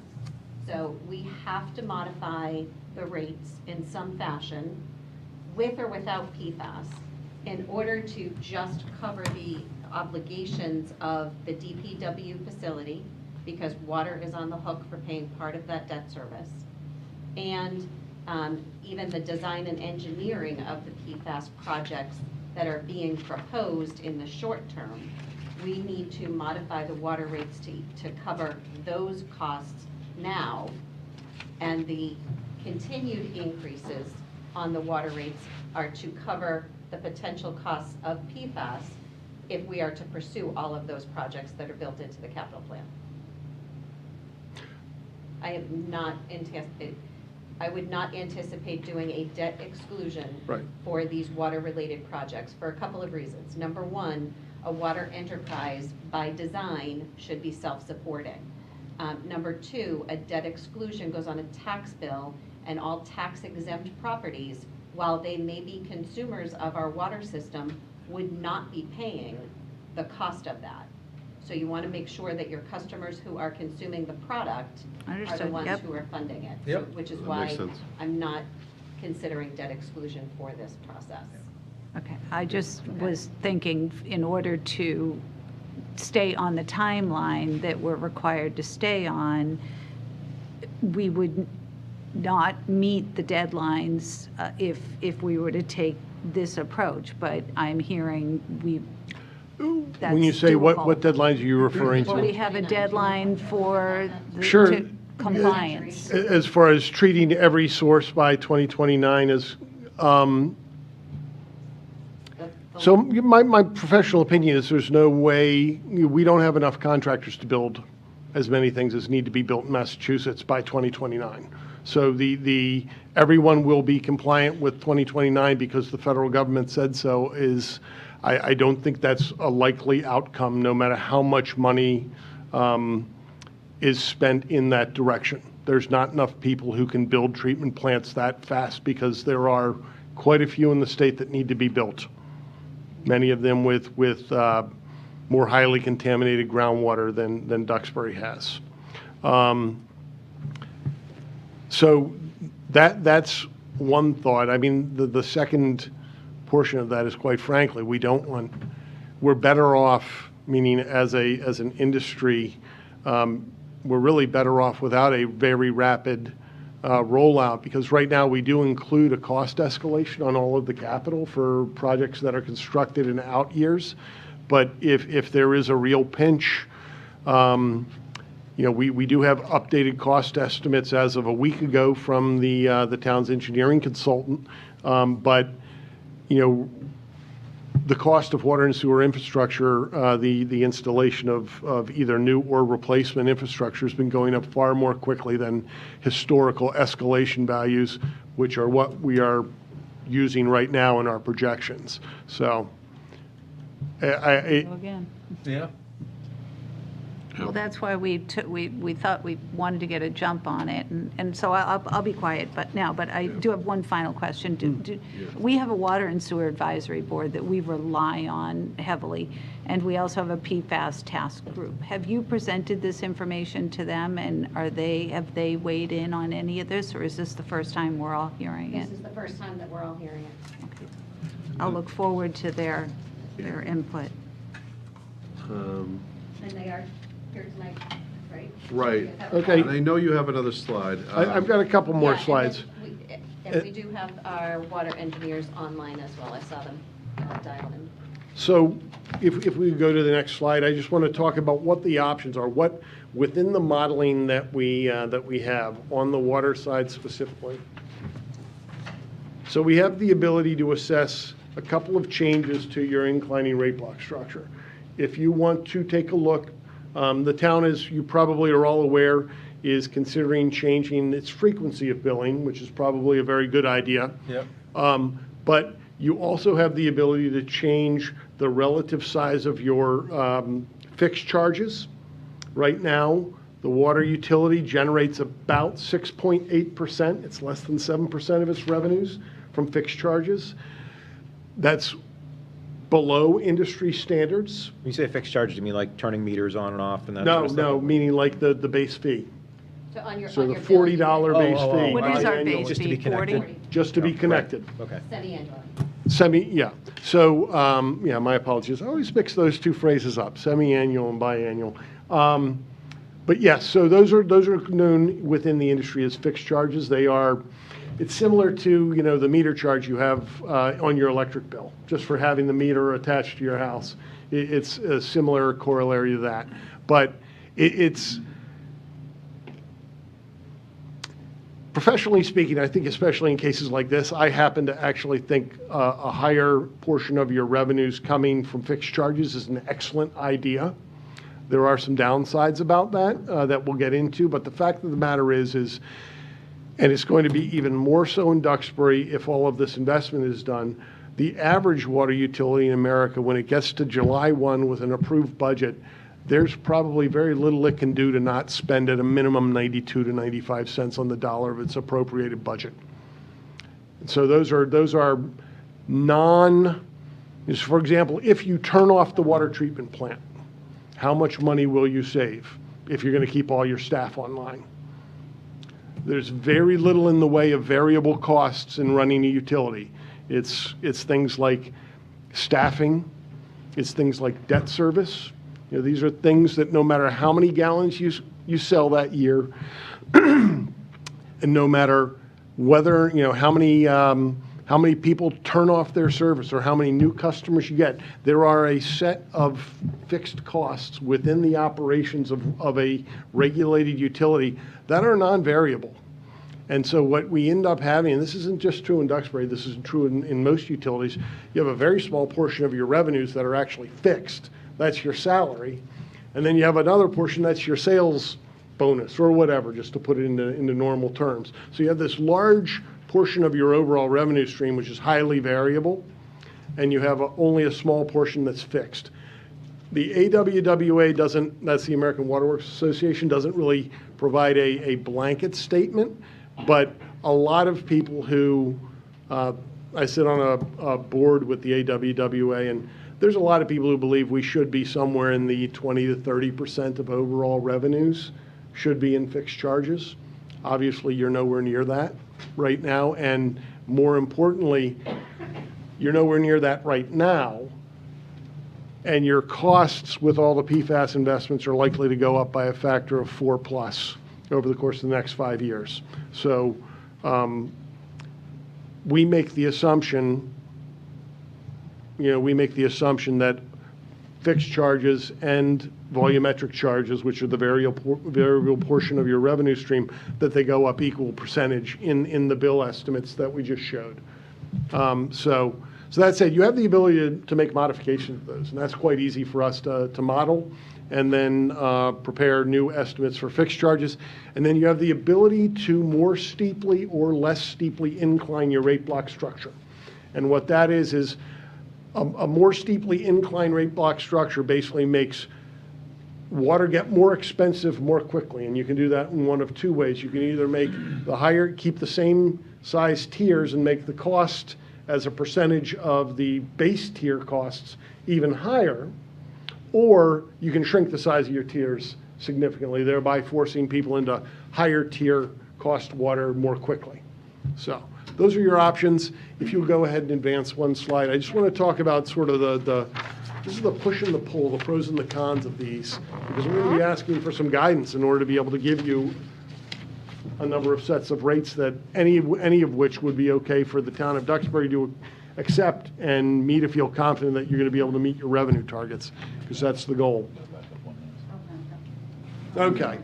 So here's what we have. Across the top are the three things that we've talked about a lot within our discussions as we've gone through this. So with higher fixed charges, we get higher revenue stability because it's a fixed charge. There's no variable component to it. Those tend not to have any real impact on water demand or water conservation. They tend to increase the bills of small users, retirees, people with small families. They increase those bills proportionally in comparison to other users because you're transferring cost onto just the connection's existence itself. But on volumetric rates, of course, if you're generating more revenue from fixed charges, your volumetric rates are lower than they would have been otherwise. Similarly, more steeply inclined rate box structures. Generally speaking, the more steeply inclined your block structure is, the less revenue stability you have, and that's due to what's known within the industry as the wet summer phenomenon. You get a really dry summer and you have a bumper crop of revenue coming in because everyone's watering. You get a really wet summer and you have a real dearth of income because your billings aren't the same, because so much of your summertime usage is in the higher tiers. That usage goes away because of a lot of rain, and you don't just have less water sold, you have a real revenue problem in that given fiscal cycle. More steeply inclined rate block structures do tend to drive up demand or drive up water demand and conservation efforts, meaning they drive down demand and they increase conservation. They decrease small user bills because small users generally stay in very low tiers. And then the volumetric rates, all in all, while they change on a tier-to-tier basis, if you're the average user, you're probably going to be about even. You might be slightly better. The very large users get hit hard, but it's without specific targets of example customers, it's difficult to quantify that. It's something I can do if you would like. And then the final item that we did talk about was a seasonal rate premium. This is something we've instituted in quite a few communities in southeastern Massachusetts over the course of the last couple of years. Right now, while you're free to adopt one, I don't feel confident that we can make a prediction on what your revenue generation is going to be from it, because right now you're billing in these 6-month parameters or 6-month periods. And quite frankly, when we look at the two different 6-month sales numbers, they aren't that different. So we don't have enough pixelarity, but the town, as I indicated, is looking at going to quarterly billing, which will give you that ability going forward, but we just don't have the data yet. Well, we know what our volumes are, right? We do, but we don't know temporally when they're sold. So for example, let's say you have a summertime rate or a premium that goes from June through the end of August. right, a 3-month period. Right now, I can't tell you within that 6-month bill how much was sold in the first 3 months versus the second 3 months. But we have withdrawal records, don't we? I mean, we know how much we're pumping.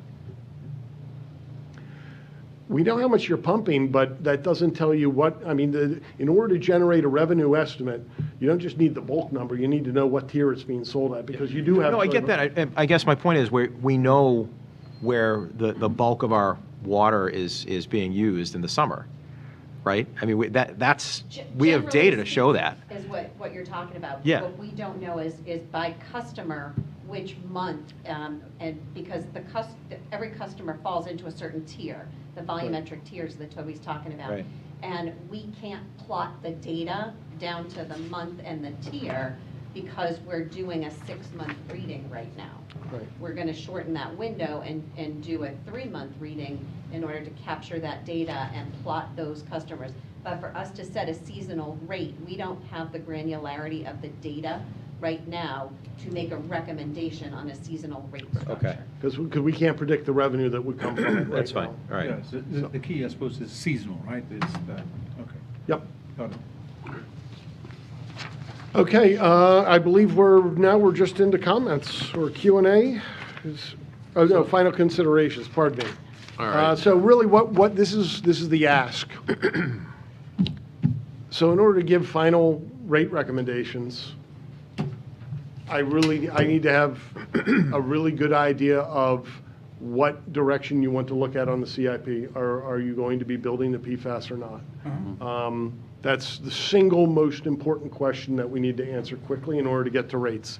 And then if Duxbury wants to consider a couple of various options, I need to have an idea of what the possible changes are to fixed charges. You know, for example, you could say, as part of the study, we would like one set of rates to be our existing rate structure, another one to be, rather than generating 6.8 to 7% of our revenue stream from fixed charges, what would our rates be if we generated 25% of our revenues from fixed charges? And what you'd see there is you'd have a much larger fixed charge, and all of your volumetric charges would go down. So you'd pay more to be connected to the system, but you'd pay less per gallon, because the revenue requirement in any given year doesn't change. We're 7%, right, Duxbury? What is in the southeast? What's that rate? What other towns? Yeah, what's the average? We're 7%. Are we low? Is everybody You're else 7%? low. What are other towns doing? I'm just trying to give you an answer. Sure. So it's all, I'll be honest with you, it's all over the map, right? I know of communities, for example, down in, on the coast of Rhode Island, where they charge 91, 93 cents on the dollar on July 1 in fixed charges of their, on the dollar of their appropriated budget. And it's because a big chunk of what they have to build their system out for are people that are there for 5 weeks in the summer. Okay. Right?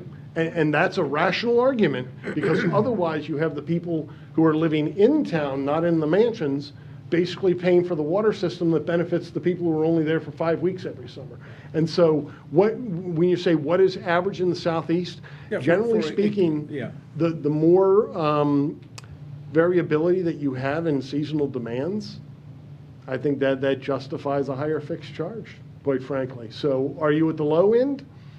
I would say you were at the lower end.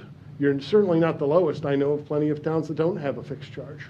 I know of cities and towns that have pure volumetric. And we pay $40 a year, or is it 40 twice a year? 40 twice a year. And So it's an there is a $80 a year per resident, charge and- flat fee, Yes, non-senior. non-senior. non-senior. The And- seniors pay half of that, which is actually a significant number here Yeah. in Duxbury. So, and that's accounted for in the model as well. But I mean, you know, just going up the coast, I don't know if it's still in force, but another coastal community, 3 or 4 towns to the north, used to have a $200 fixed quarterly charge. So they paid every quarter $200 before they bought their first gallon. Wow. So we had a lot thrown at us tonight. We We got this today.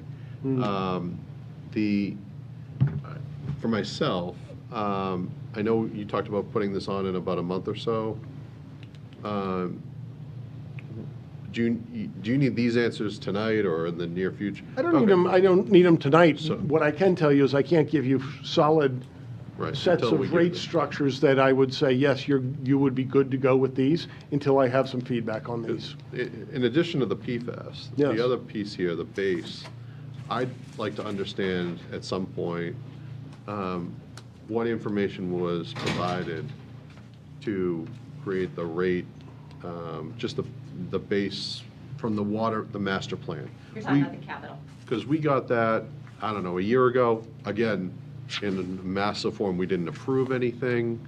It was a menu of, and a very expensive menu. And I trust our professionals, so I'm interested in what was selected out of there or what possible, but we haven't, as a board, recommended any of those projects to date. So if there's things in there for general maintenance or thing that are part of this rate, I think our board should know that. And yeah, I just think we need the backing here to Yeah, as understand. well as our board, again, we have advisors, we have our Water and Sewer Advisory Committee, we rely heavily on them, so I think we need, their guidance for sure. Sure. I would stress that while undeniably you should have that data, and obviously the town will approve or not approve all of the projects on it, Right.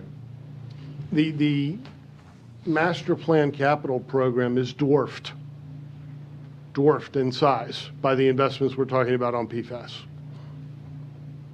So it's important to keep that.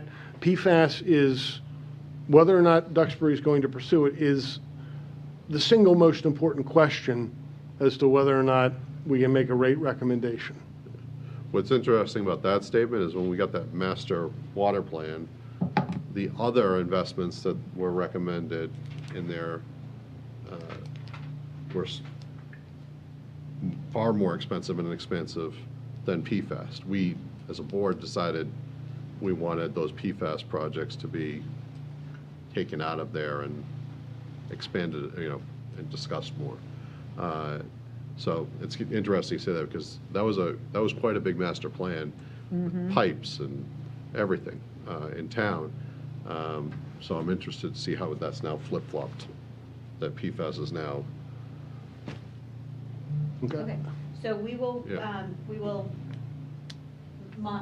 put some additional notes. I mean, the capital plan that we provided to Toby Yeah. is built into the model, but I think we should add some identifying information on there for you to know which items came from the master plan and which came from the PFAS working group presentations, and then give that to you so that you can see what capital projects have been built into this. That would be great. Pretty simple. Just want to understand what the capital plan is that came out of that master plan, I guess. All these plans. Right. We know. In the interest of time, if folks have a pressing question, certainly, we have two other very important matters tonight. It's pushing up on 9 o'clock. Couple of questions. I'd like to finish by 9:30, the entire meeting. So if we could, if there's things that can hold till the next time or in between, that'd be great. Just, if I may for 1 second, we don't have unlimited access to Toby. We have a finite contract. So if you Okay. guys do have questions while we have him present, I'd love to be able to have him address those.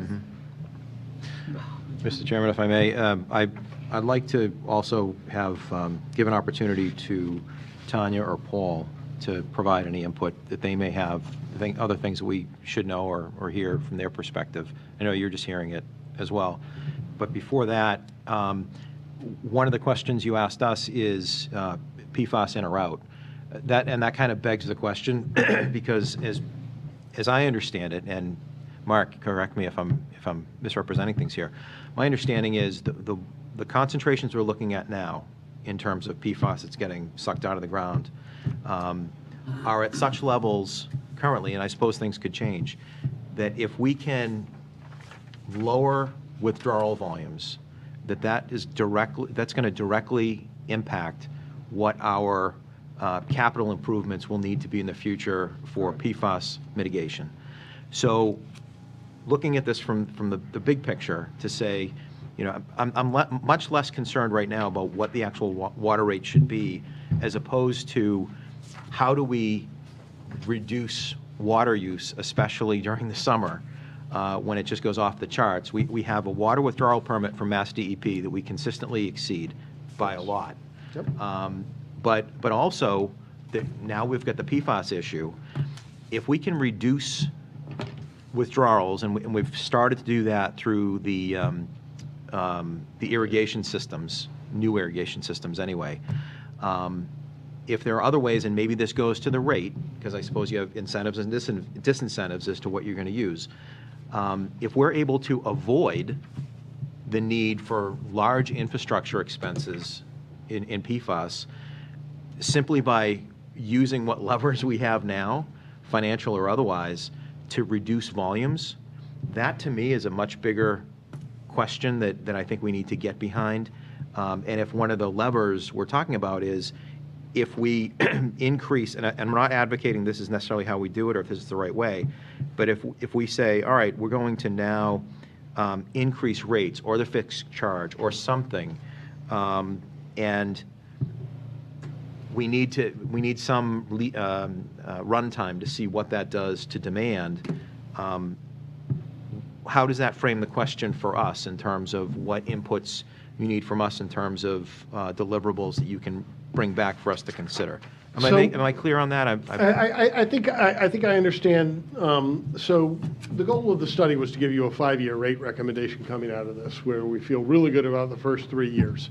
But you're spot on, and this is a little bit alluded to in my earlier point about you're better off going big with rate increases early on, so you can see whether or not you get that impact. Can we reduce our peak demands? Can we actually get people to get the water volumes down, thereby reducing our overall capital needs?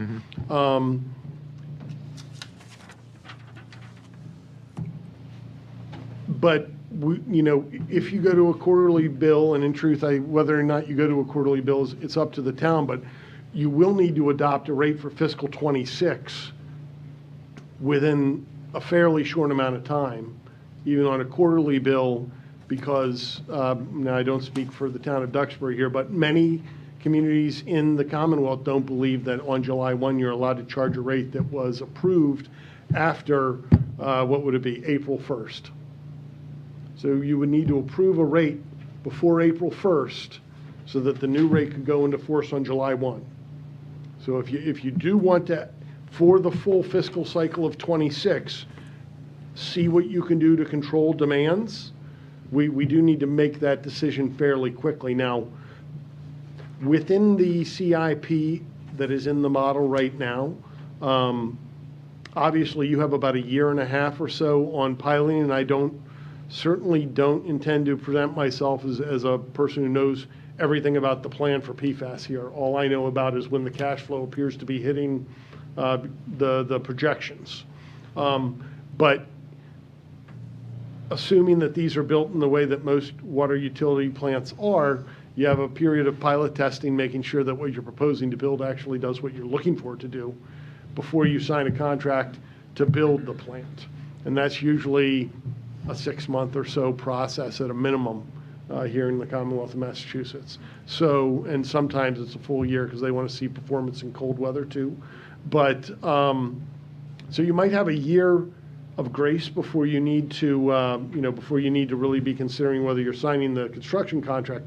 But the problem is, if you wait before you institute a significant rate increase, you will not have an idea of whether or not you're going to get a demand response off of the price increase until the horse is out of the barn.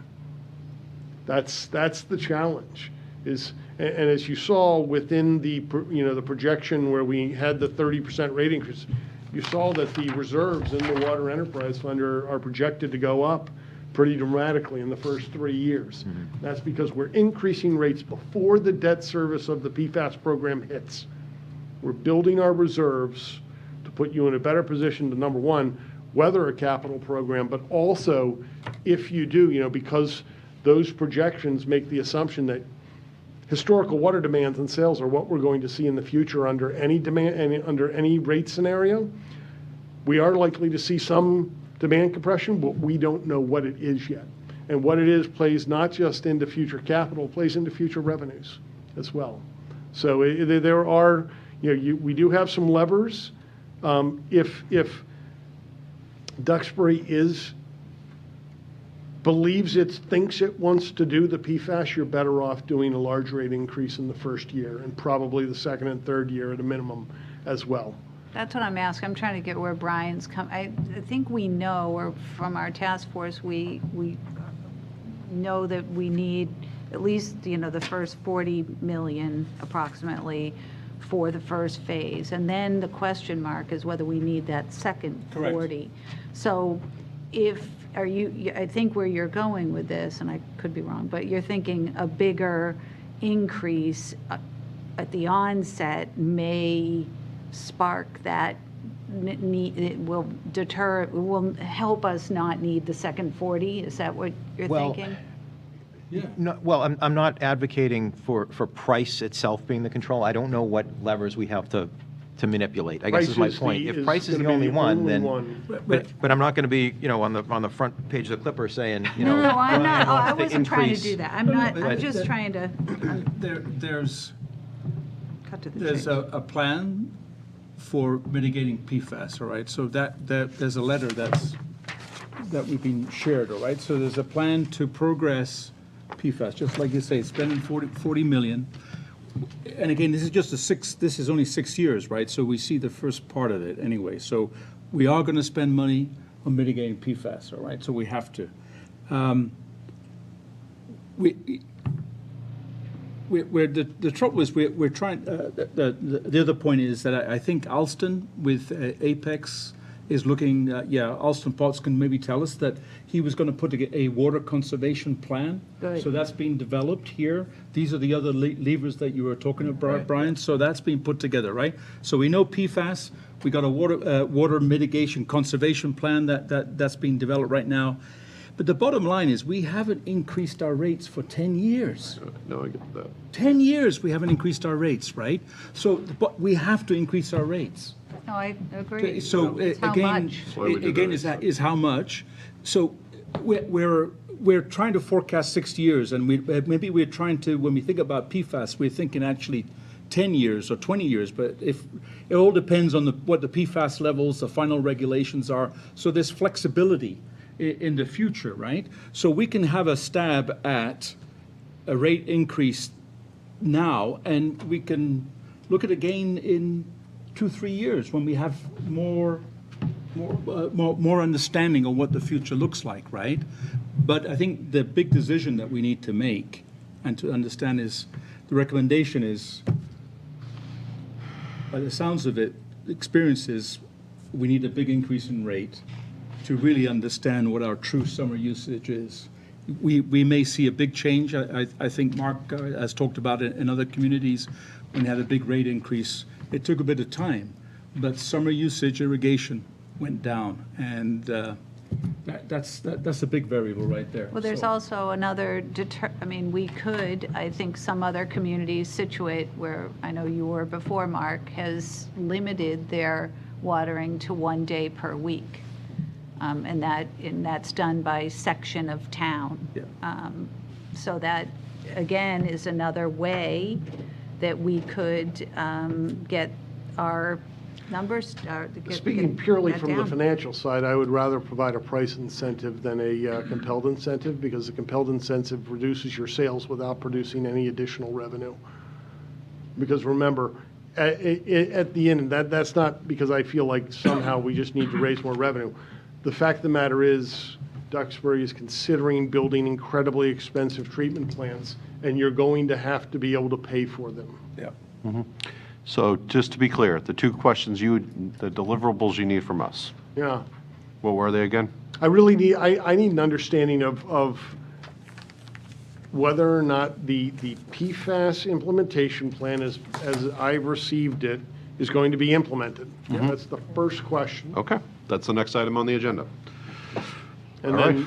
What's his next question? He's got a. The next question is, do you want to consider some other changes? Do you want to consider an increase to your fixed charges, or do you want to just understand, because quite frankly, to your point, if we're trying to provide an incentive to reduce consumption, Yeah. we're better off with lower fixed charges. Lower fixed charges and make it more variable. And driving more of the revenue onto, keeping your existing, where you have very low fixed charges right now, maybe not very low, but quite low. Yeah. And keeping very high proportion of your revenue generation on your variable charges. That is the way to actually provide that price signal to get people to actually stop consuming at the highest use periods of the year. Yeah. So you come back to your point, we have beautifully treated water with less than 4 parts per trillion, and we're putting it back into the ground, watering our lawns, right? So Yeah, but that seems to be a bit of a. that's ridiculous, That's but, ridiculous. but. I mean, that's what we're talking about. I mean, know it that's- is, yeah. I know, but I think to your point with the fixed costs, I'm very acutely aware of the people on fixed, Yes. budgets in this town.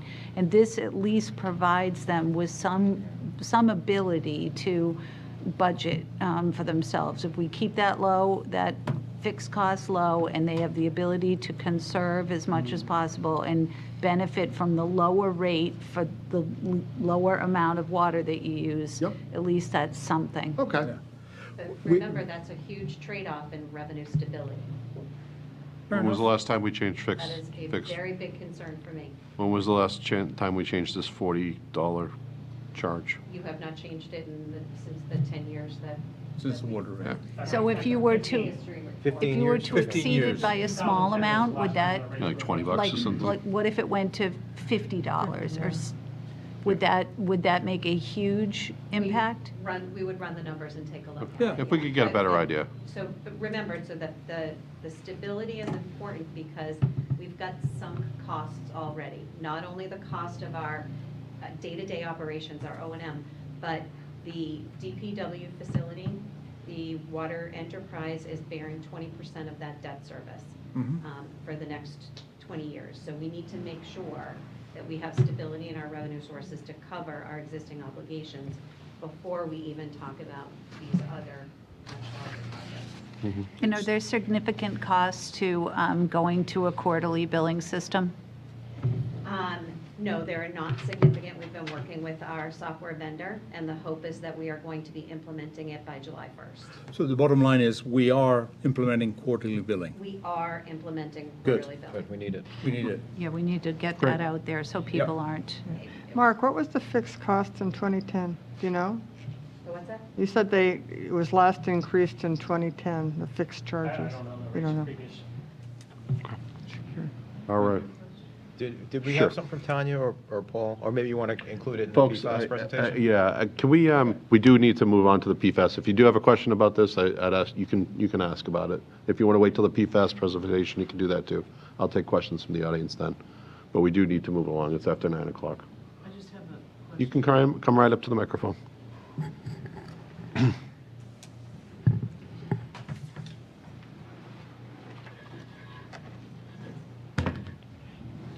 Sheila Lynch, Benton and West Street. So we've learned that PFAS doesn't affect you in your shower, doesn't affect you in your swimming pool, doesn't affect the lawn. It only affects humans when you drink it. And we are going to build potentially incredibly expensive PFAS treatment to treat swimming pools, lawns, all the other uses besides drinking water. Has a plan been developed where it might be cheaper to give the 5,000 residents drinking water plus the schools treatment at where you drink water than to do a $4,000 a year water bill? And has any other towns looked at, no, we're not going to do the expensive treatment to treat swimming pool water, shower water, doesn't affect you, we're going to do right at the drinking? Yeah. Maybe Sheila, DPW Director, can answer that question? Because I think I think you've already answered that question previously. Yeah, I previously asked it. Yeah. It's a let's good go one. ahead. But it's a good question. Yeah, we've heard that question, and unfortunately, we can't do that. We have to test at the source, so at the wells. And because I just make it clear, it's required by Law. DEP, is required Yes. by law. That's correct? You have no choice. We have to test it at the source. Right, we can't provide residents with water. It doesn't say for drinking. We cannot provide water that exceeds the parts per million that is set. We are not currently, none of the wells we are operating right I'm now just saying that are that's the statute exceeding moving the 4 forward, is parts that we per have to trillion. come within the limit. In 2029, it's 4 parts per trillion. We are below that with all the wells we're Right, operating. no, I understand. Yeah. Okay, that's the answer. So that, Sheila, did that answer your question? I would just throw in, so point of use treatment, which is what she's referring to, a Brita filter or something like that on your tap, it's not a permissible remedy under the Safe Drinking Water Act. Got it. That's a federal law that oversees all of the maximum contaminant levels that we're talking about, so. There you go. Thank you. All right. Next, go. No. Oh, I think you were Uh, liking me. Next item on the agenda, the PFAS. Thank you very much. Thanks, Thank you. Toby. Thank you very much, sir. Pretty thorough. We'll get you some information quickly. Discussion regarding PFAS water quality prioritization plan. Yeah. We did get an update. I don't know if the, someone from the group wanted to summarize this or present.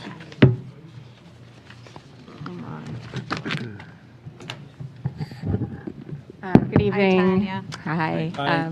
Thank you for your time. In the interest of conserving time, because of the extensive discussion already, the PFAS working group did provide a letter to the board on Friday the 25th with recommendations.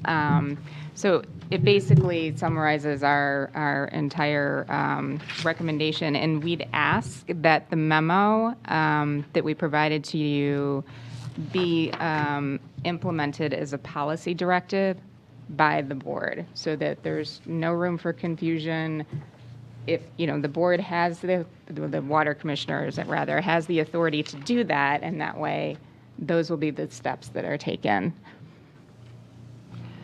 We just got this tonight, right? Had this Friday. before?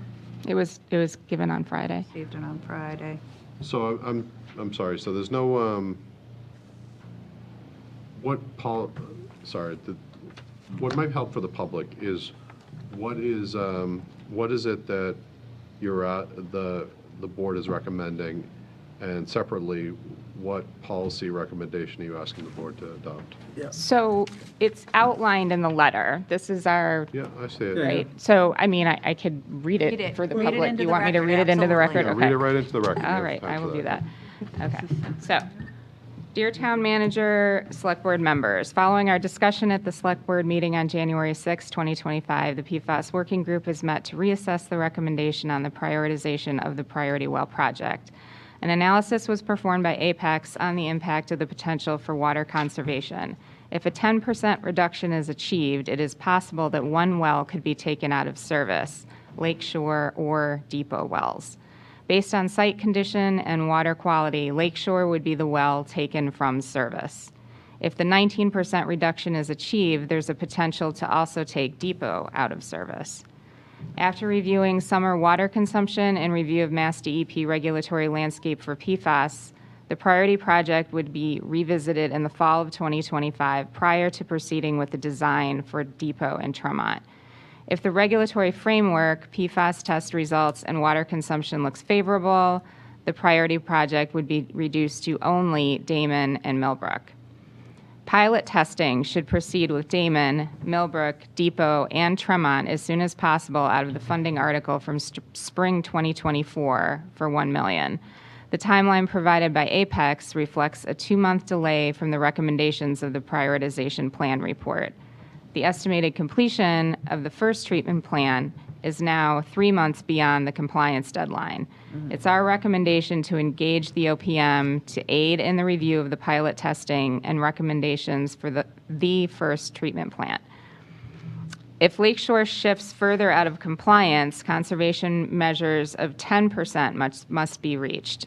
Otherwise, enforced water restrictions would be needed during the summer months, or efforts to remediate the depot well system must be in place. Please note that any well that is out of compliance as of April 2029 must be shut down immediately. A mobile treatment system would be needed at considerable expense to provide the required capacity. Mass DEP will not negotiate on this unless efforts can be made to demonstrate that the new treatment facility is near completion. The request for funding at this year's town meeting will be the incremental funds for design engineering needed until July 2026. An additional $2 million is needed to keep progressing the design effort. This includes an allowance of $400,000 for the OPM. The total cost forecast to provide the water quality improvements to Depot, Tremont, Millbrook, and Damon is $80 million. The cash flow forecast provided by Apex for one treatment facility is $43 million, assuming water conservation has been reduced by 10%. The requirements for treatment will continue to be reassessed. If an additional treatment facility is needed, the engineering would need to begin in Q4 of 2026. It's our recommendation that a warrant article be presented at the town meeting for the required funds to continue the permitting and design effort, and we hope that you will endorse this request. From the PFAS Working Group, myself, Bo Boynton, Paul Keon, Jim Begley, Melissa Rosenblatt, and Candace Martin. So your recommendation then at the town meeting is we need an article, a warrant article for $2 million. Yes, so $2 million to keep progressing the engineering needed until July 2026. And that will keep us on target with no gaps, correct? I mean, it's important to keep the process going. I think it looks like we've Right, that's correct. fallen a little bit behind here. Right, so if we don't appropriate the money this year, there will be a gap, and then we need additional money for design work, pilot testing, and the OPM, the owner's project manager. It's anticipated the cost would increase at least 6% every year, that there is a delay, based on what we're seeing right now. So. I appreciate all your hard work on this, and I have no problem and would totally agree to just retitle this document as a policy directive to the town manager and then department heads, and then it will Can be I what ask it that is. you ask the DPW director her thoughts? Yes. Yeah. Sheila? Sheila. Sheila and/or Mark? I mean, you guys have been in the meeting, so, and have been discussing, right? And you've So- been going, you've been I've been participating to- as well, Yeah, I Main Fernando? one, think, yes. yeah, there's been a lot of back and forth on this. I still don't feel we have consensus over what the priority project is. We're looking at priority projects for wells that have not gone out of compliance. We don't know if they will go out of compliance. Again, you saw tonight, this is a lot of money. My professional recommendation is that we move forward with the pilot testing only, and then revisit. I agree, it's good data to collect. All right. The, Wait. I Just know. repeat to be clear, right? Sorry, I just want to make sure I Yeah. understand. So the Water Advisory Board is saying that they'd like a warrant article for $2 million in the March annual town meeting. However, the DPW director and the water superintendent is saying only to do pilot testing and not submit an article. Is that what I'm hearing? That's my recommendation. Just to clarify, Well, we need the article for the pilot testing. I thought all of the it? money, the $1 million was available we from asked- the, so we have $2 million from last year. yeah. We've used, what, 500,000 of it or something like that? We have a balance of $260,000 in Article 14. Okay. We still have $1 million in Article 15, and then we would need further funding for the pilot testing, I believe. So what's the million and the $250,000 going towards? Further design at Olson, probably. I'd love to know where that, it's not, it's taxpayer money. Alston here, he's got Yeah. his hand up. he's got his hand up. my understanding, can everybody hear me okay? Yes. First of all? Okay, excellent, thank you. My understanding is that for the pilot testing, that the existing Article 15, which is that $1 million, could be used. I don't know if Mary can confirm that, but that was my understanding. So that's something that could proceed, you know, at any moment, at any moment, essentially. Mary said yes. So my understanding, so the answer to that question is yes. I don't think. Did you come up? He can't hear you, I don't think. Neither can people at home. The logistics tonight are a little odd.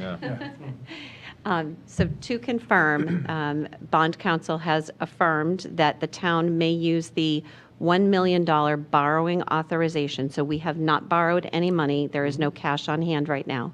It is a borrowing authorization from last town meeting. It can be used for the pilot study. My understanding is that the pilot study is going to encompass 4 different well sites. Yes. And the cost of that pilot study is about $500,000, between $500,000 to $600,000.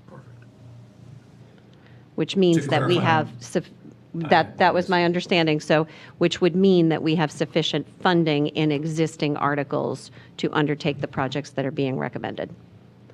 By our, Sorry, Alston, by our DPW director and our water and sewer superintendent, correct? Okay. Does that answer your question? I didn't have a question. Yeah. Did I? So You did, you asked what happened to the money.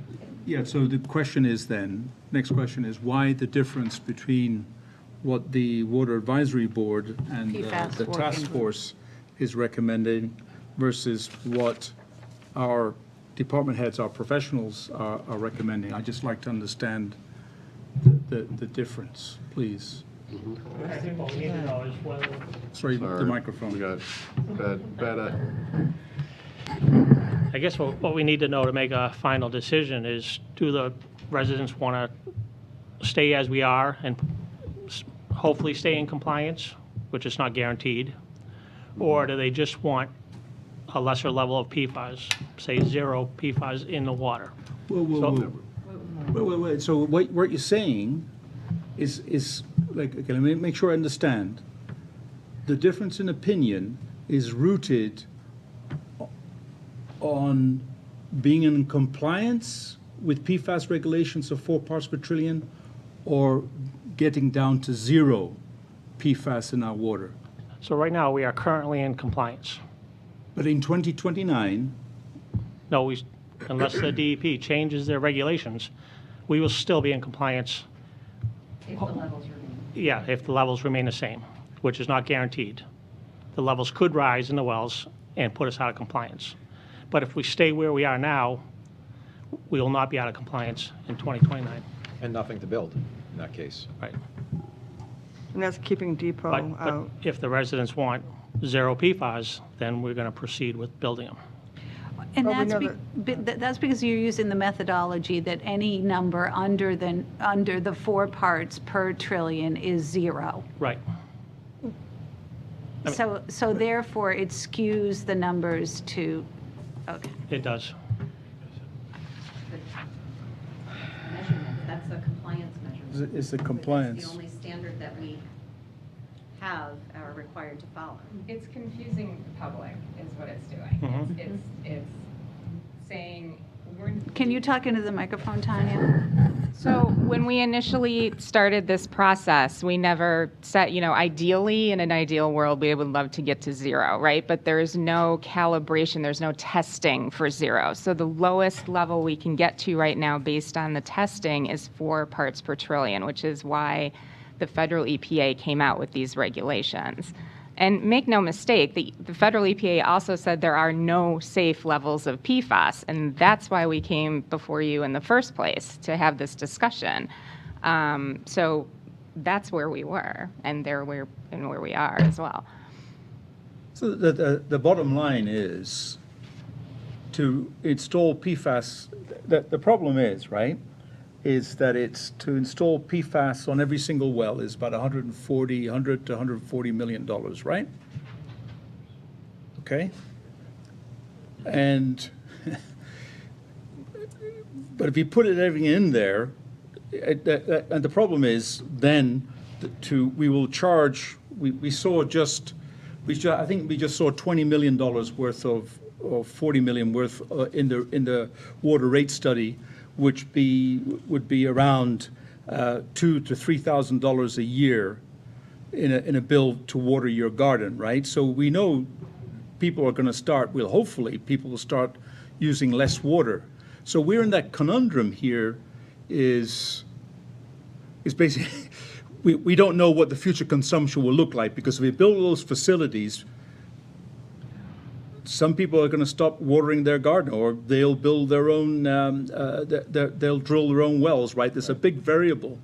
And then to borrow money, we need to be out of compliance, out of the fund, right? And if we're in compliance, but we want to get to zero and build these facilities, then we'll have to go and borrow money from the normal markets, right? Bond markets. So there's a lot of moving parts in there. I feel that we need to move this along, move the project along, not lose time to 2029, and to give us time to make the proper decision. We do need to increase our rates. They've been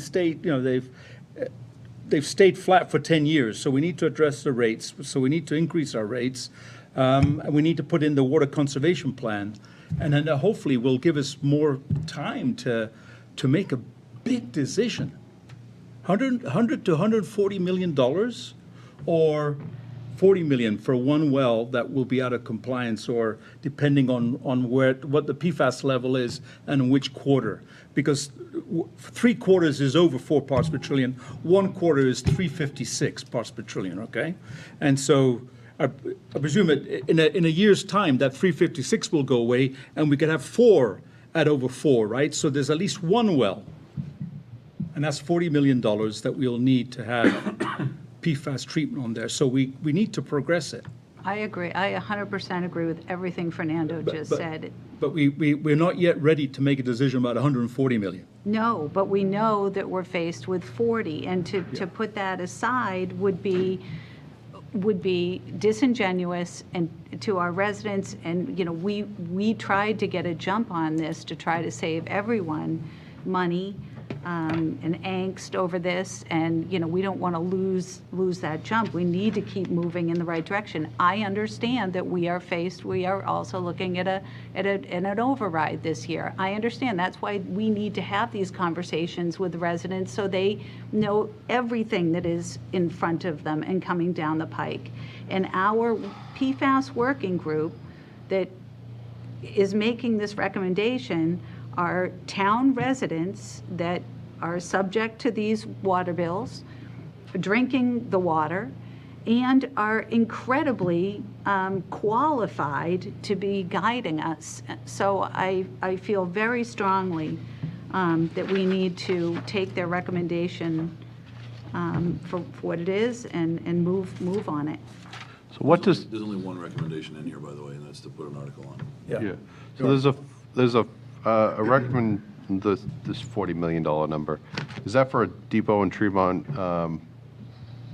What is it for? Well, we need to prioritize. This is what I understand Alston was going to be talking about tonight, too. Yeah, Alston, why don't you give he's us following answer up. that question, please? Yeah, so at this stage, we're, I'd say, under 5% design development for any of these projects, right? So high level of variability. So we've packed it with contingencies. From a far away look, Depot, Tremont, David Millbrook are effectively very similar in price. So that $43 million number that was mentioned earlier, that's I think that's David Millbrook, and then Tremont Depot's like 41 and change, I think.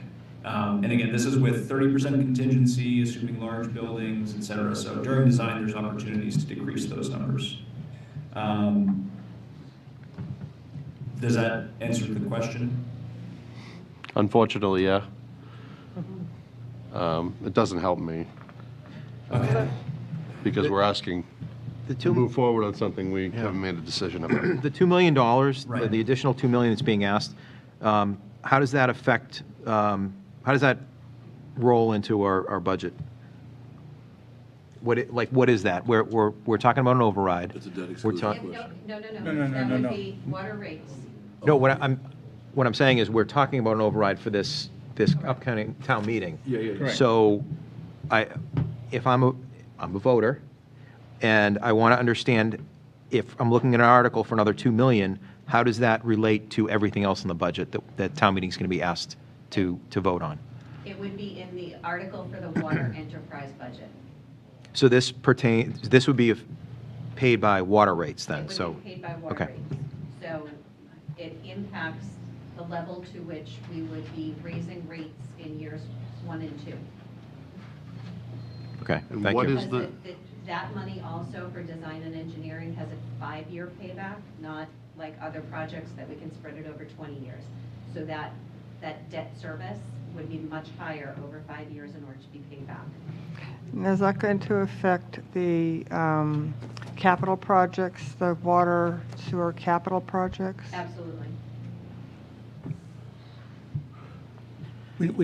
Again, the capital improvement projects that we've been talking about, we spend a whole bunch of time here talking about the water rates. So everything that we spend on PFAS or the master plan will come out and be paid for by the water rates, That is correct.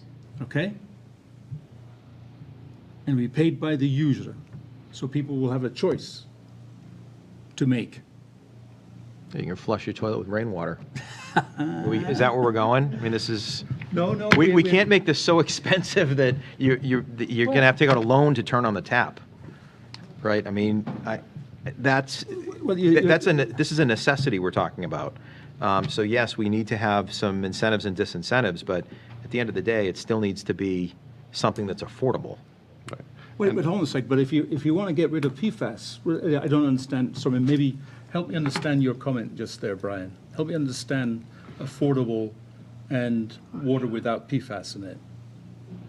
Well, I don't think we've talked about water without PFAS. We've talked about compliance with the regulation.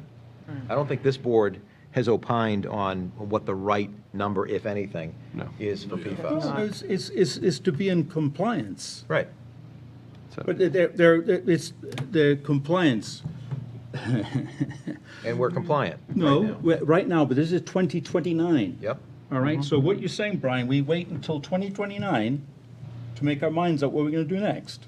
I don't know if we need to wait that long, but with that said, we do have some interim steps that we can take through. Pilot study, yeah. Well, right, and through encouraging, however we determine how to do that, encouraging less withdrawal by our customers to leave the PFAS that's in the ground, and don't suck it up so we have to treat it, and maintain compliance. Well, right. So I don't want to spend a lot of money. Neither do I. Neither do I. Treat PFAS that we can avoid pulling out of the ground in the first place. So. Wow. Okay, this is where every day, all wells except Depot and Partridge are online. In the summer.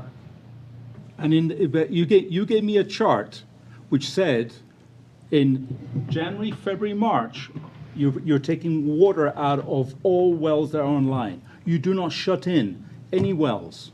That's the chart that you gave me. Is that correct, Mark? In the winter months, I can supply the town's water through 2 wells, one in the high pressure zone and one in the low pressure zone.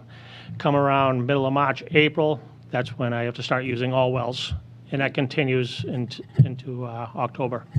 Okay, Right. So that chart, that Excel spreadsheet, showed me that you sent to me. I'll make this a public document. You had all wells were online and we're actually supplying water. Is that correct, or do I have that? Do I read that Excel spreadsheet incorrectly? In the past, they operated the system a little bit differently than I do now. So the charts you showed me were for 2023 and the beginning of 2024. The beginning of 2024, there's 3 months in there, you had water coming out of all wells. Yep. Is that correct? I do Yes. have that correct? Yes. So since then, you now shut in wells. So this winter, I've been able to supply water with one well in the high-pressure zone and then one well in the low-pressure zone. And part of that was because we were doing maintenance on the other ones. But it worked out very well. Only having to check that one well and keep that one well operating. And it was kind of a test to see what we could get by on. And that's under 4 parts per trillion, right? Oh, yeah. No, yeah, we are There- not providing the town with, we're not exceeding the levels currently. What this board has learned is that we've shut down the wells that have the highest contamination. Maybe they never come back, but we need all the wells that we have to be functioning. If we do nothing, if we do not move forward with the first phase, as is being recommended by the expert people that have been working on this, and we lose 1 or 2 wells due to some other issue, then what? Because I must admit, at the last meeting I attended, at one point, we don't need depot. And then what I heard now, oh, we do need depot. So we keep on, Sheila's shaking because she said she wanted depot, right? Mark doesn't want depot. So there's a lot of moving pieces in here. This is really quite, we keep on going around in circles and coming back to, we don't know what we're doing. But anyway, Well, the only thing I can say is we've made it 10 years without depot. yes. Depot has not run for 10 years. Yes. And we've made it by. I mean, I would like to have the extra water, be great for backup, but am I gonna spend all this extra money No. on something I haven't used for 10 years? Correct. With the hope that we're going to decrease water usage. Yeah. Melissa has a question. I'm going to take that. I'll join in the parade here. Welcome. Oh, thank you. This is a great discussion, and the water rates presentation was fantastic. I think that is a really good move, and personally, I recommend pursuing those higher rates. I think that's a wise way to go. It will give us a lot of information. Oh, that would help. You have a lot of unknowns to deal with at the moment, and it's really challenging because we don't know what to prioritize in terms of PFAS. We probably won't know until we have a better sense of water use that's decreased, hopefully, as a result of increasing rates, and pilot studies. We're going to need to see that data, and there's a whole bunch of steps that go into the pilot studies. It is going to take a while. We need to see what technology works. We have an idea, and Alston probably has a very good feel for this. That's why they've recommended what they did. But there is a middle of the road approach here where you could focus on pilot studies for the next year.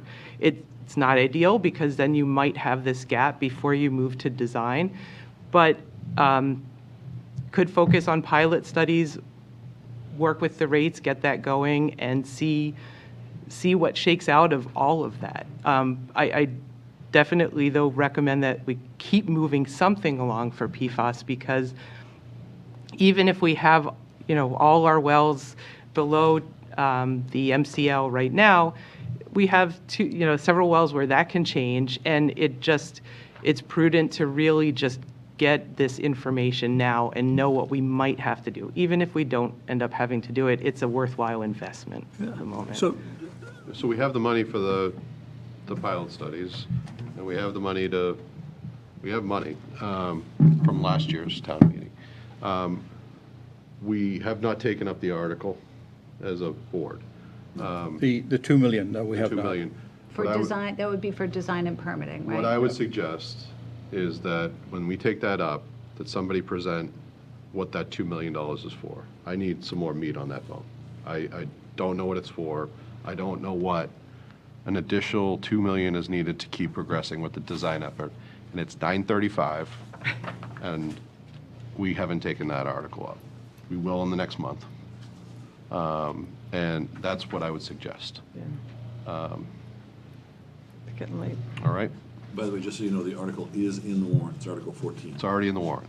So So it'll just be whether we include the additional money to include the design and permitting, which my understanding is necessary in order for there not to be a gap in our forward progression. So I respect what you're saying. Yeah. We can certainly. I'll leave it at that.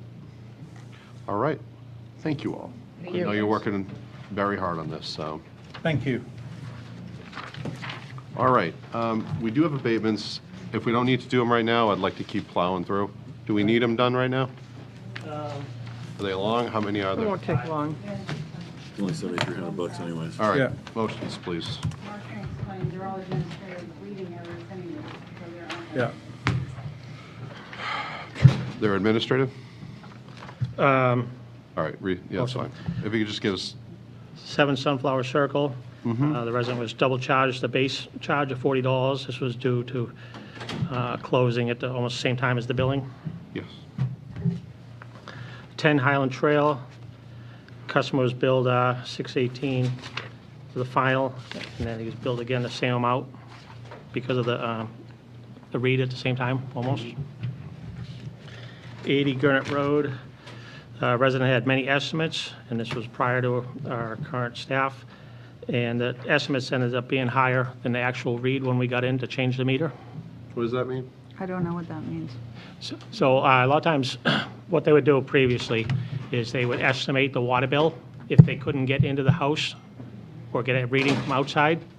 So as they were estimating every 6 months, the estimate ended up being higher than what the resident actually used for water. Okay, When they finally were able to read the bill. Yeah, Okay. all right. And is that the same for Washington Street yes. and for Union Street? The big ones? Yes. This one That was weird. was back quite a while ago. Somebody had entered in the same radio number for right. 2 houses. So we were getting the same reading off of both houses, but one of the houses was using less water. Okay. And so this is the difference for when we finally got the radios corrected to get the correct reads. Okay. Any questions? Nope. No questions from the audience? Motion, please. I move that the Board of Water and Sewer Commissioners instruct the treasurer to collect the following amount for water abatement charges totaling $7,391.34. Second. All those in favor? Aye. Motion to exit the Water and Sewer Advisory, or Water and Sewer. I move that the board adjourn their meeting as Water and Sewer Commissioners and reconvene as the Select Board. Requires a roll call. Second. Fernando, aye. Brian, aye. Michael, aye. Amy, aye. Cynthia, aye. Next item on the agenda is a recommendation for a moratorium on new earth removal permits. Take us away, Mr. Reed. Thank you, Mr. Chairman. In your packet, you'll find a memo that reads as follows. Dear members, as you may recall, in November of 2022, the board adopted earth removal rules and regulations, which are attached here too. Prior to that date, the town did not have earth removal rules and regulations in place or an application for such permit. As a result, the current regulations were drafted, reviewed by town council, and ultimately adopted by the board. Since that time, the need for further refinement of the regulations is necessary, and in order to provide staff with adequate time to research and make further proposed amendments thereto, I am recommending that the board enact a moratorium until July 1st, 2025, on any new earth removal permits effective immediately. With that, I offer the following motion for the board's consideration. As always, if you have any questions, please let me know. Okay. So can I just follow Yes, up on this? any questions I or worked- comments from the board? Yeah. I went through the rules and regulations that we had adopted and looked closely at the earth and removal rules and regulations. And for consistency, we want to make sure that, I'm sorry, I looked at it in accordance with the bylaws. I'm sorry, it's late and I'm tired. And this was very technical, but I worked together with Rainey and Jim Wozlewski. I also had sent a memo to our conservation agent who agreed with all of the changes that I had flagged. But it needs some work. I need to go through and actually make the changes for the board's consideration. So in the meantime, Rainey contacted town council. We are certainly within our rights to put a short-term moratorium till, say, June or July, something like that. Just give us a little bit of time to work on the rules and regs. Great. Can I ask a clarifying question? It says on any new earth removal permits. Are there any existing earth removal permits that we will allow to continue to remove earth? And we cannot stop those? I don't think that was the intention. I think Unless it was there's a to stop new violation. ones. I don't 'Cause know they'd where be- the other They would ones- be under the current regulations that are in play now. Yeah, I don't know if we can stop the ones that are in progress, Fernando. Yeah. Okay, all right. If this is a first step, and if you want, if we could certainly ask town council that, but to get a moratorium on new ones is at least Yeah, we want to tap the a brakes. step in the right Yeah. direction. No, no, I. They haven't done anything it's- wrong. The No. people that are doing it now, Yeah. you know, can't, Are there any, no, okay, I'm just asking. yeah. Yeah, And we can ask that question, but for this, okay. Yeah. Is there any, well, okay, yeah, that's my question, thank you. All right, I'm not gonna, we do have folks in the audience here. Did anybody have a question or comment about this? You are welcome to step up to the podium.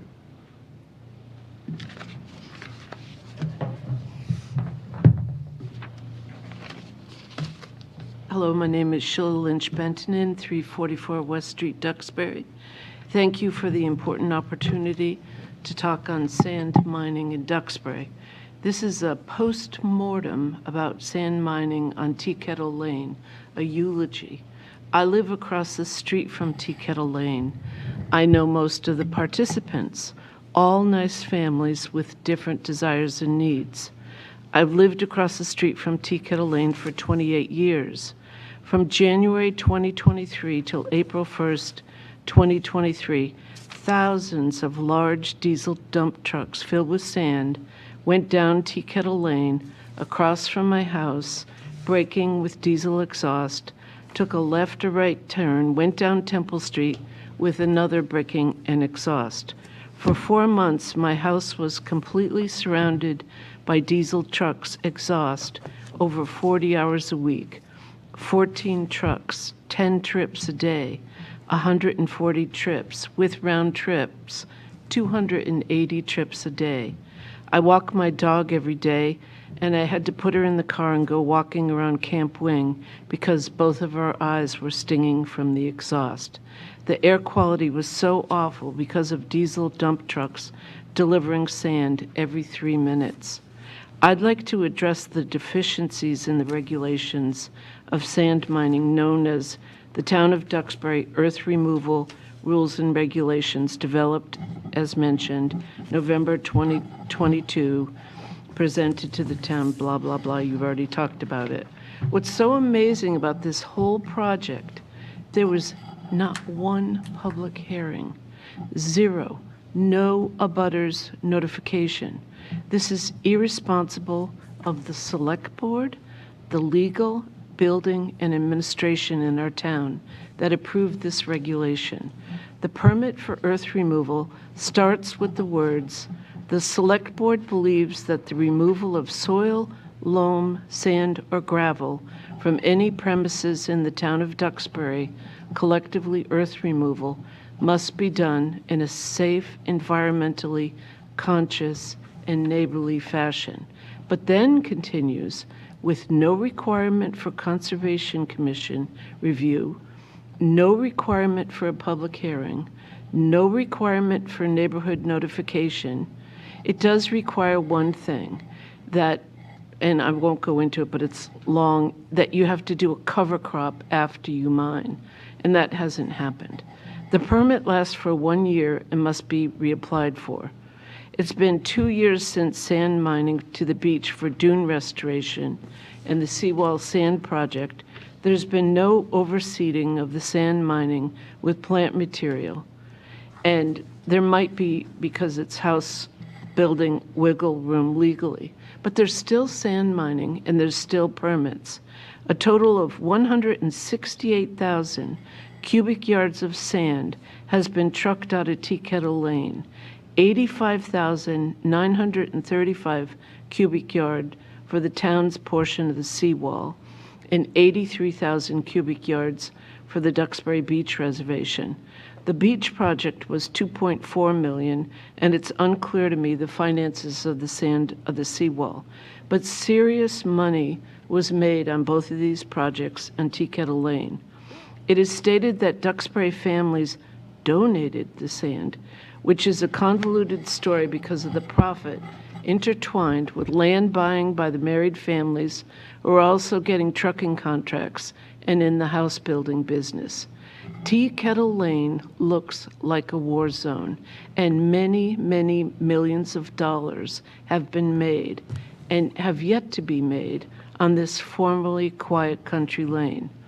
When I first moved here 28 years ago, wildlife would come down Tea Kettle Lane to drink out of our pond in our property.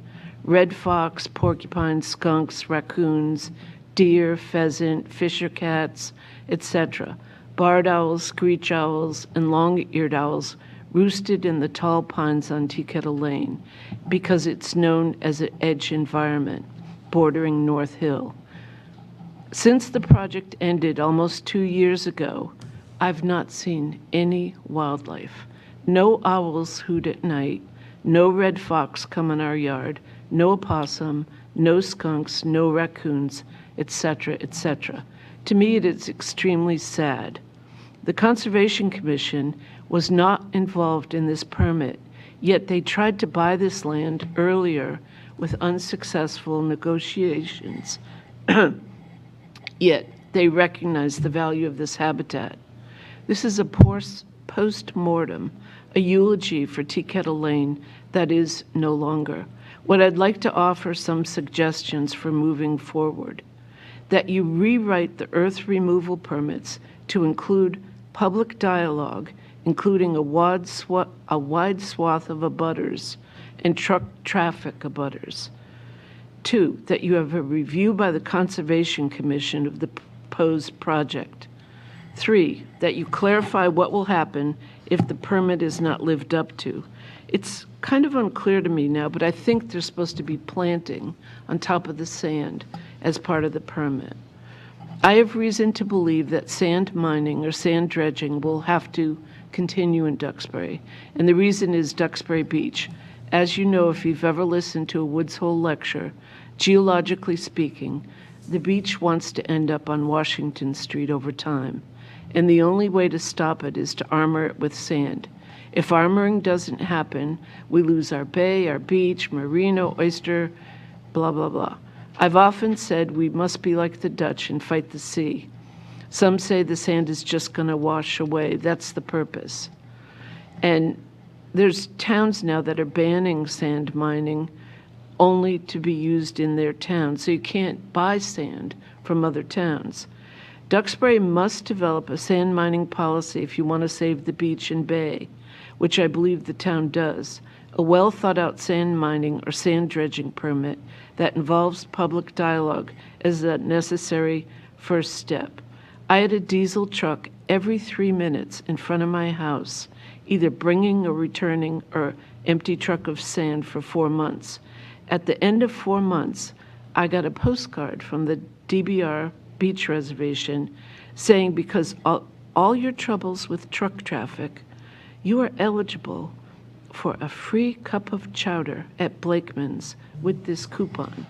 And in the small print, it said, a small cup of chowder only. My husband and Did I... you really get that? Yeah, we really did. Okay. We didn't get that. A small, okay. A small cup only. My husband and I laughed at the postcard. We threw it away and said, I guess that was our public hearing about sand mining. A free, small cup of chowder. This is the first time I've ever talked about this in a public forum because there was no public forum.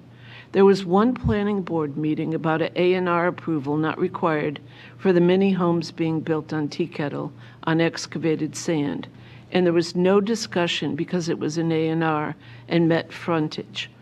A neighbor, who I won't name, who lives right in the middle of the war zone, who first bought her house on a quiet lane surrounded by woods, went to the planning board hearing to complain about drainage problems and zero town notification of tree stripping and sand mining surrounding her cottage. She was told there was no public hearing required because it was an A&R and the earth permit approval was approved by the select board. That was a sad example of zero public participation or notice. And My suggestion is a subcommittee of the Coastal Resiliency Task Force Committee form just on the issue of sand mining, sand dredging, and beach nourishment. Even if you ban sand mining or dredging in Duxbury, one breach of the beach will bring it back as an emergency measure. Anyone who has a financial stake in sand mining should not be involved in public discussions or writing of permits. I think there has to be a more open discussion about the need for sand in Duxbury. Beach nourishment is adding dredged sediment from near shore waters directly to the eroding beach. The Army Corps of Engineers have done hundreds of these projects on the East Coast. It avoids residential sand mining and diesel trucks in neighborhoods. It's mostly paid for by the feds, but cannot happen on private beaches. But the process they use can be privately financed, just like the truck method with DBR. Permits are required. I would say the Tea Kettle Lane project was an unregulated industrial operation that happened in my little neighborhood with zero public participation. This should not happen again, and the existing permits are going on, and they're still on Tea Kettle Lane, and there's still dump trucks every day, and there's still existing permits. Zero public participation. I don't see anyone overseeing noncompliance. The ultimate arbitrator of the permit is the building inspector. The building inspector has no Conservation Commission input. The Select Board was given 15 minutes in a meeting in November 2022 to review this permit. It wasn't enough time. I'm glad I finally had a chance to talk about this project. I want to say again, I really like the neighbors and actually know everyone involved in this. And there's some really nice families. But it's a business, and it's a business that is making millions. And it's not actually a problem of the business that there's no public participation. It's a problem of the town. The Select Board approved it, the town manager, legal, and the building inspector approved all of this without having any public input. Ultimately, it's a Select Board problem. Thank you for your time. Thank you, Thank Sheila. you. Thank you very much. It is, and I will Yeah. say that we've recognized that there was unintended consequences. This board approached the sand with the best of intentions. And again, we recognize that there were unintended consequences, and thus the moratorium that we are considering. And I hope that we will pass this The evening. moratorium doesn't include the existing permits ongoing. I with understand, and zero I think public we can process. certainly look Yeah, and I into. think, you know, I want to think about that a little bit more. I don't want to commit to anything tonight. Your I would comments. ask for a moratorium. this Moratorium, evening. definitely, yeah. Thank you. But your points are well taken. I heard every word you said. And I'm serious about that. And there's other neighbors here, and they want to talk too. Yeah. Oh, she said it all. The And I neighbors drive are by it every single morning and every single night. I know exactly what you're talking about. So the story's not over here. I do want to, I think we need to check in with legal and see what avenues we have here. But you're not going to stop doing sand mining. I- And you have to have the public. Okay. And I agree with you. I have some, Yeah. I'm working on it, Yeah, Sheila, and so we can talk after the meeting. And the other end of this is, to your point about the public meetings, I remember having a couple of conversations on this. Maybe not a butters meeting or thing, and your points are well taken. If we ever do rewrite these, those need to be in Never got there. a notice. Correct. There was no notices given out like we would for a telephone pole We got or a anything. small cup of chowder. I get it, and that is something. So, and I mean that Facetiously. facetiously, thank you. You like a motion? Yeah. I move that the board enact a moratorium until July 1st, 2025 on any new earth removal permits effective immediately. Second. And may I just comment, that won't affect Tea Kettle Lane because they've already got the permits. I understand. It We was understand that. an abomination of public process. I don't at all fault the company for what they did. They're in business. but the way the select board and the town oversaw it was awful. I seconded. We have a second, and all those in favor? Aye. Aye. Well, Town manager. So what I would suggest here, it is 5 of 10. If we don't need to do something, and if something doesn't need to be said, we'll do it next time. Fine with me. You got anything? What else? Bonus shellfish is the only thing you gotta do. The only thing on here that we don't need to do any of these liquor licenses or I think anything we can like get through this stuff pretty quickly. One-day liquor licenses can wait till Monday. We can just fly through them too. I mean, I don't know, whatever. I've been like rejected on every effort here to tighten this up. Well, we're just, we'll I mean- put Okay, more on our plate whatever. for I next don't time. care. I Let's don't take care. something off our plate next time. Like, Yeah. people gotta go home. Yeah. All right? So we need to do what? The bonus shellfish? Let's do that. Do you not have a report, Rainey? We'll see, Can't wait. we'll see you tomorrow night, and we'll see you on Thursday, right? We'll talk about it then. All right. What's tomorrow night? It's another finance committee meeting.